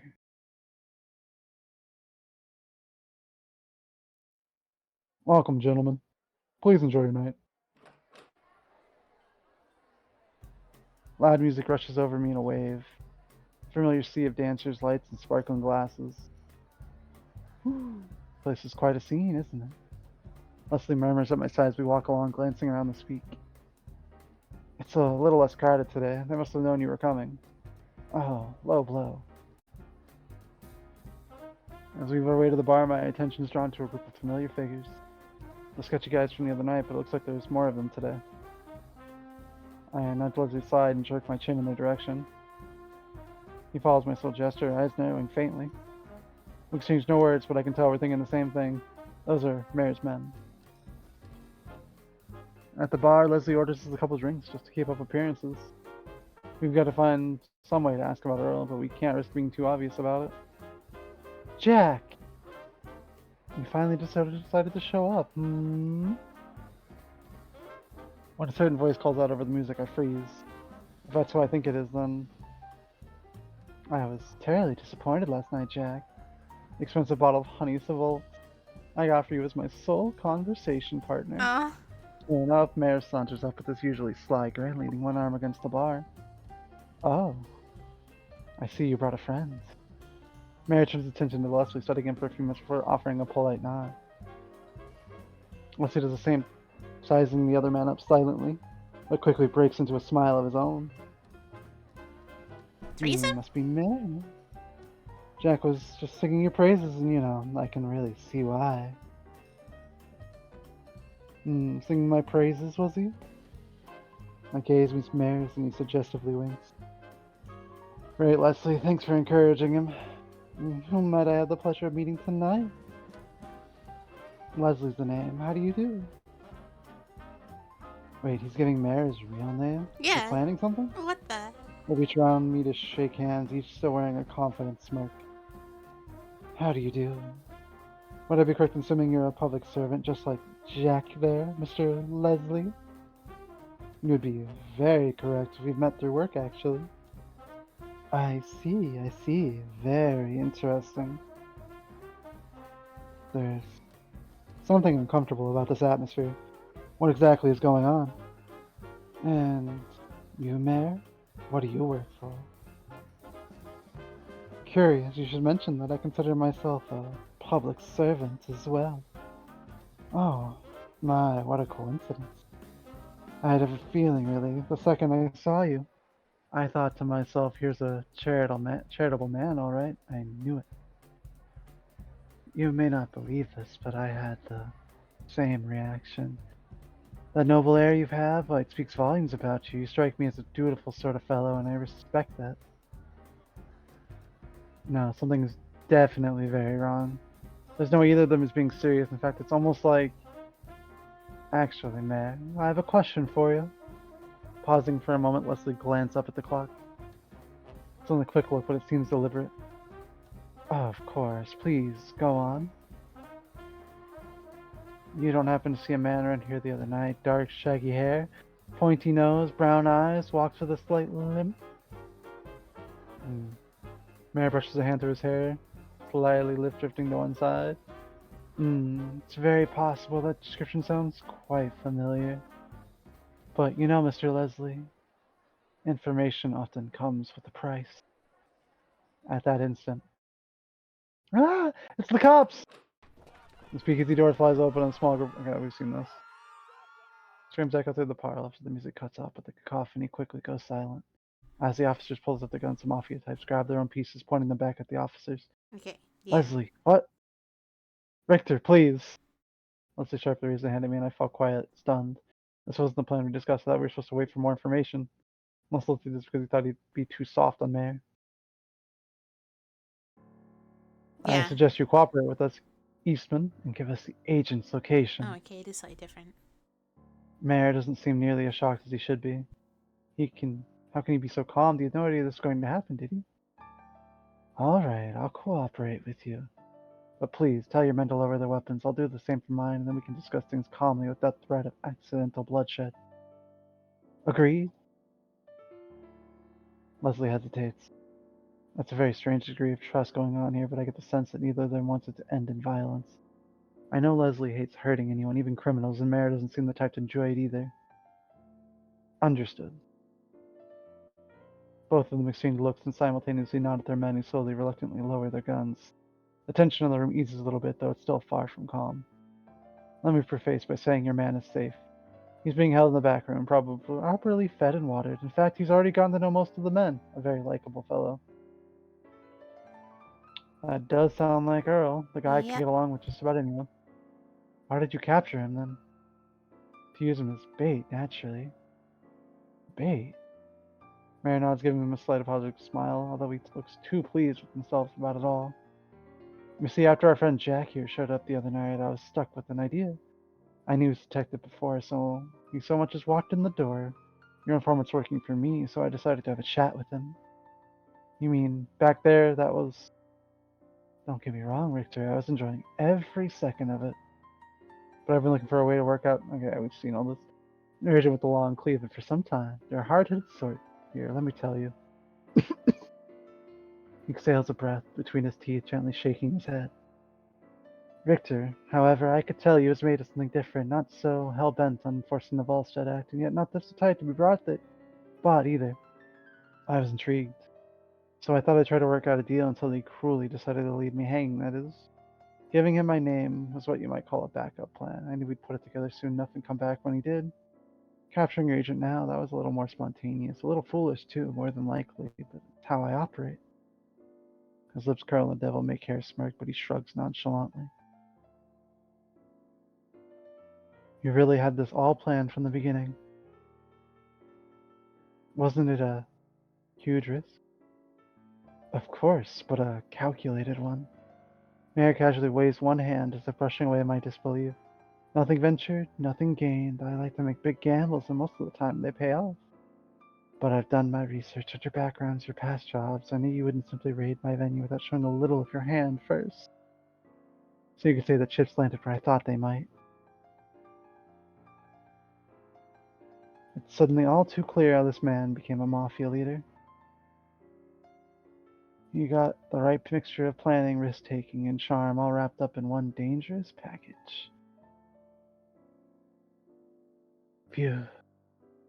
I feel like a man who just got cheated out of his fortunate cards. Leslie rubs his cheek with a hand, blinking rapidly as to try and understand everything we just heard. I can't blame him. I knew Meyer was sharp, but I had no idea he'd planned everything out ahead of time. I'll admit, despite the fact that your methods are incredibly questionable, you've made me curious. You mentioned a deal, didn't you? What kind of deal are we talking about here? Leslie. To my surprise, Leslie cautiously questions Meyer, one slight eyebrow slightly raised. I was expecting him to be furious, but instead he sounds more impressed than anything. I was hoping you'd ask that. Why don't we discuss matters privately on a neutral ground? I'll even let you pick the spot, all of us disarmed with a few of our men waiting outside. A moment, if you don't mind. Leslie grabs my sleeve and pulls me aside a little, leaning up to whisper in my ear. You really trust him enough for this? Normally I'd say it's suicide, but this mayor, he's not like any other man I've ever met. It's like talking to the chief of a big corporation, not a mafia leader. He scratches his head, clearly baffled. It's not like I can blame him. I felt the same way when I first met Mayor the other night. I don't think he means us any harm, boss. He's still a gangster, obviously, but I think he really wants to work out a deal. All of us would be way too much trouble otherwise. And honestly, I'd like to hear what he has to say. My thoughts exactly. You think we should hear him out then? After a brief moment of hesitation, I nod. We're playing with fire here, and we both know it, but that's nothing new for us. If you don't mind me saying, Mr. Leslie, I gather you're the type to take precautions. Meyer pipes up airily, and we both glance over towards him. Can I skip this part? Can we just get to the next part? Yes. Yeah. No, I can't. It's not. Apparently not. No. So does it mean you know what size underwear But Richter we've wears? seen this before. Oh, yeah, Okay. we have, but I can't skip it. I'm Alright. afraid you have to barter for that information. Oh, you drive a hard bargain, do you? Just I keep like clicking. God damn it. It's like we know. I'm a little more disgusting the three of us settle on a hotel Okay, in here we front go, of here reading we go. spot. Then through unfortunate patrons, blah blah blah Yeah, we blah. So they go go. home, This is the buy free drinks, same. so they didn't want to get shot. Yeah, okay. Yeah, this game forces us to play both sides of the Yeah. story before continuing on to the final part. So It's we've like already seen it this. was so annoying. Okay.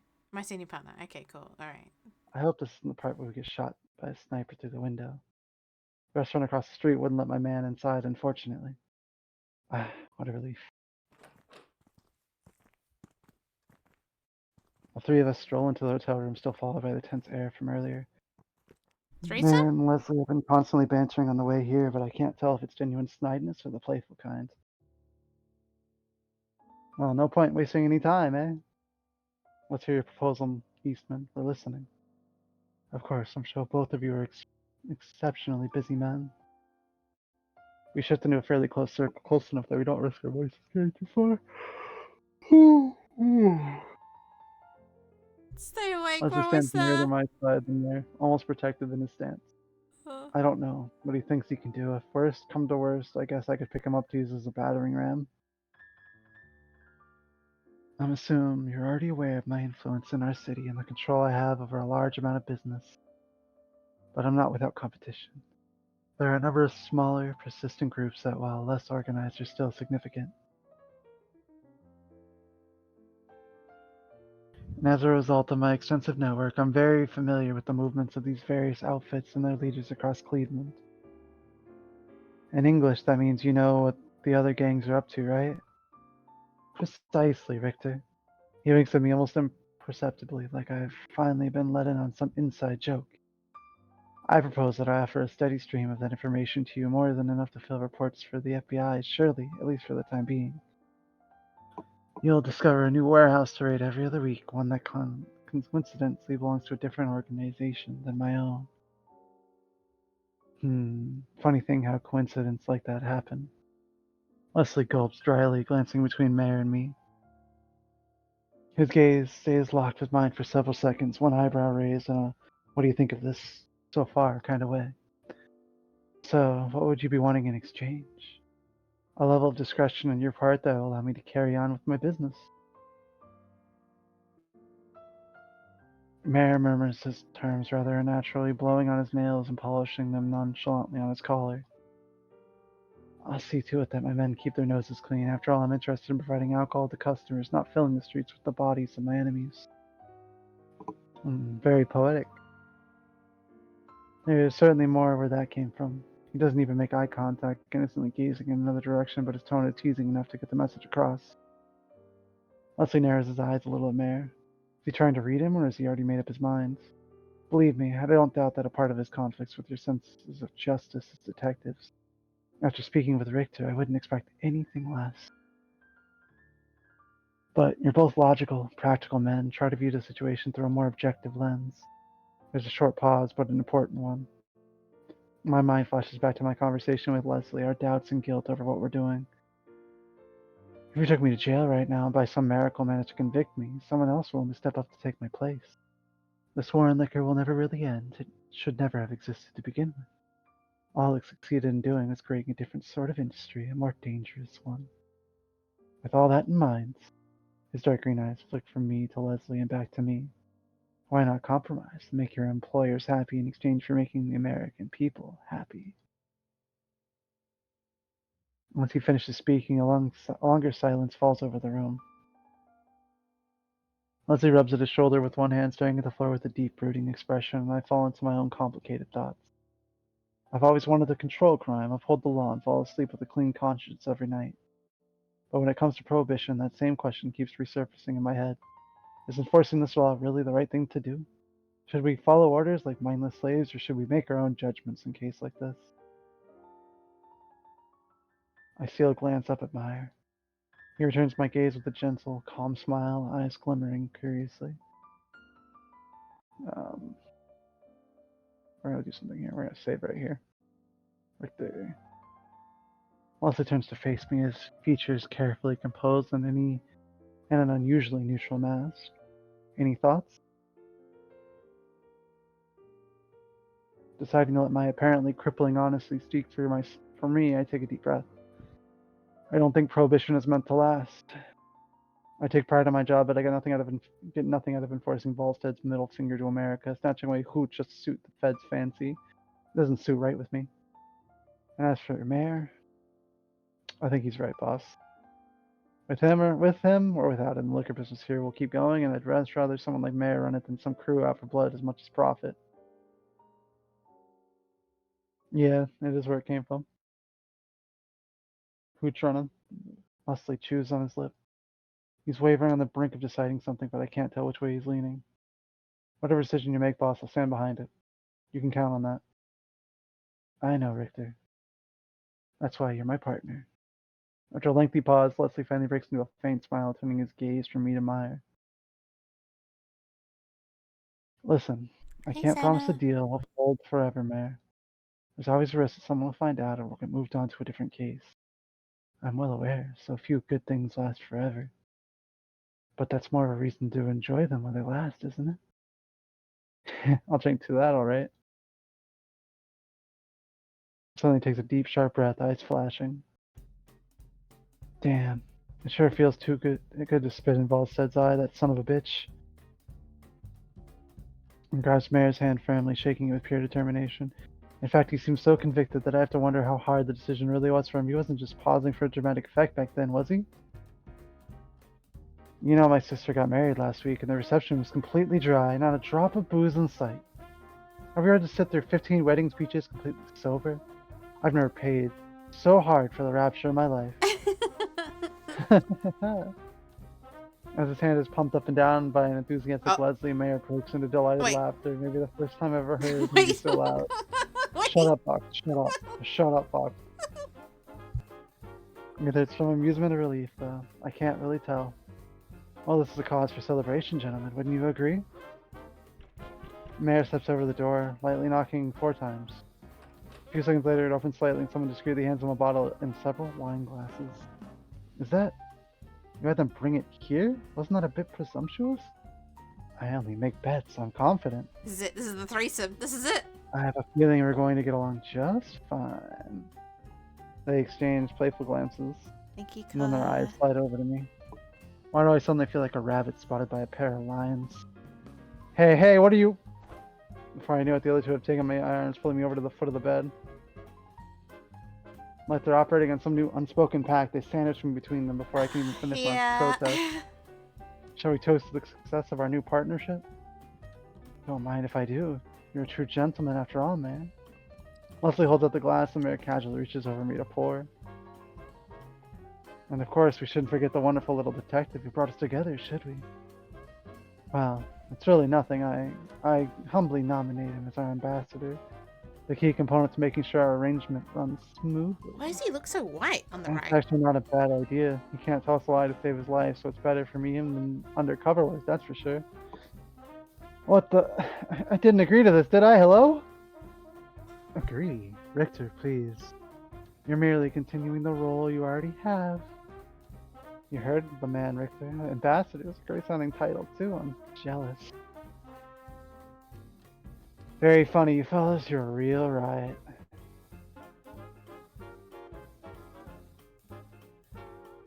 As I grumble to myself, watching the deep ruby liquid flow into Leslie's glass, my mind begins to picture how many other deals like this will take place while prohibition goes on. Sorry, changed our country forever, changed us as Americans forever, though I will understand the full scale of it for many, many years. But when I think about other detectives and officers who will one day reach the same conclusion as us, I have to wonder, just how much longer will this dry America last? Wait, are they gonna? Okay, alright. They're gonna cut us off here, I guarantee it. No. I think it's perfectly fair to keep him 4 days a week with me. 4 days? You greedy bastard trying to monopolize them, hey?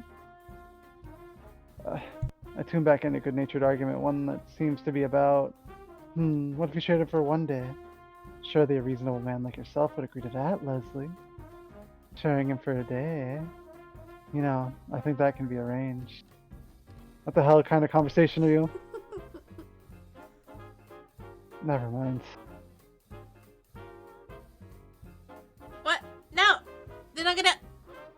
Wait! Ah! No! Blue balled! What? No! That's gonna be it. That's it. That's it. No! That's all you get, fuck. No! That's all you get, fuck. That's all you get. You No! don't get the threesome. Bullshit. It's bullshit. Ow, my fucking face hurts. Ow. I did not expect that to be a full fucking novel. Are you okay? Yeah, it hurt. It's fine. Oh no. The fucking my fucking tooth is killing me though. Oh god.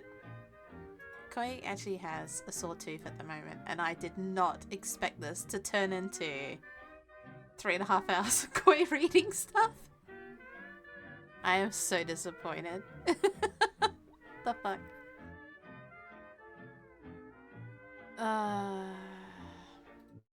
No man is an island, entire of itself. Every man is a piece of the continent, a part of the man, John Donne. Well, alright. Alright. Ugh. We're gonna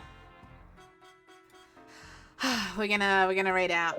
We're gonna There's read the out. Leslie kiss for everybody. Oh, wait, hang on, wait, no, There's no, the no, mayor. no, wait, go back to the first one,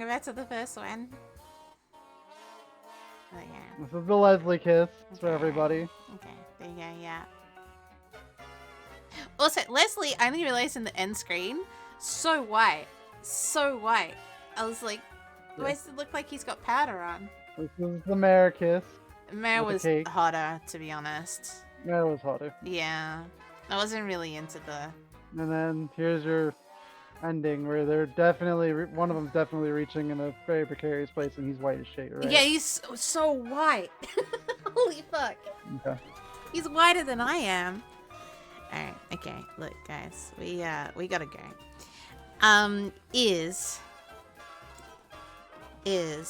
Is anyone going live?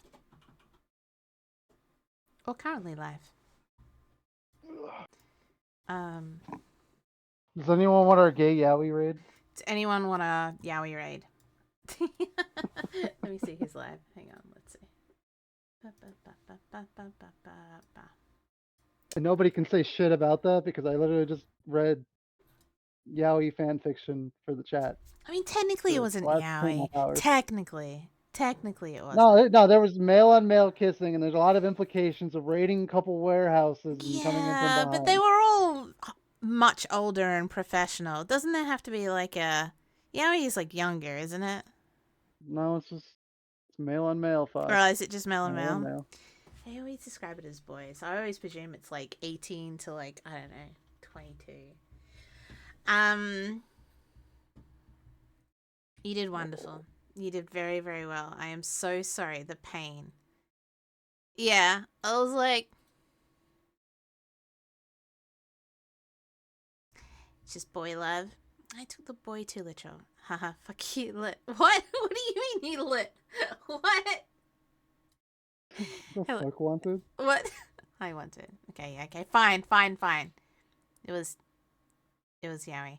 Fuck you, lot. What? Just wanted coming in just to fucking can't wanted if you can't You can't even even insult type us it. properly, like fucking hell. All right, guys, where are we going? Where are we going? All right. I feel like we have to go here. Let me see what they're up to. Oh god, they've been going for 16 hours. Yes, you can wanted. It's just called stop focusing on the boy love and look at your fingers as you type.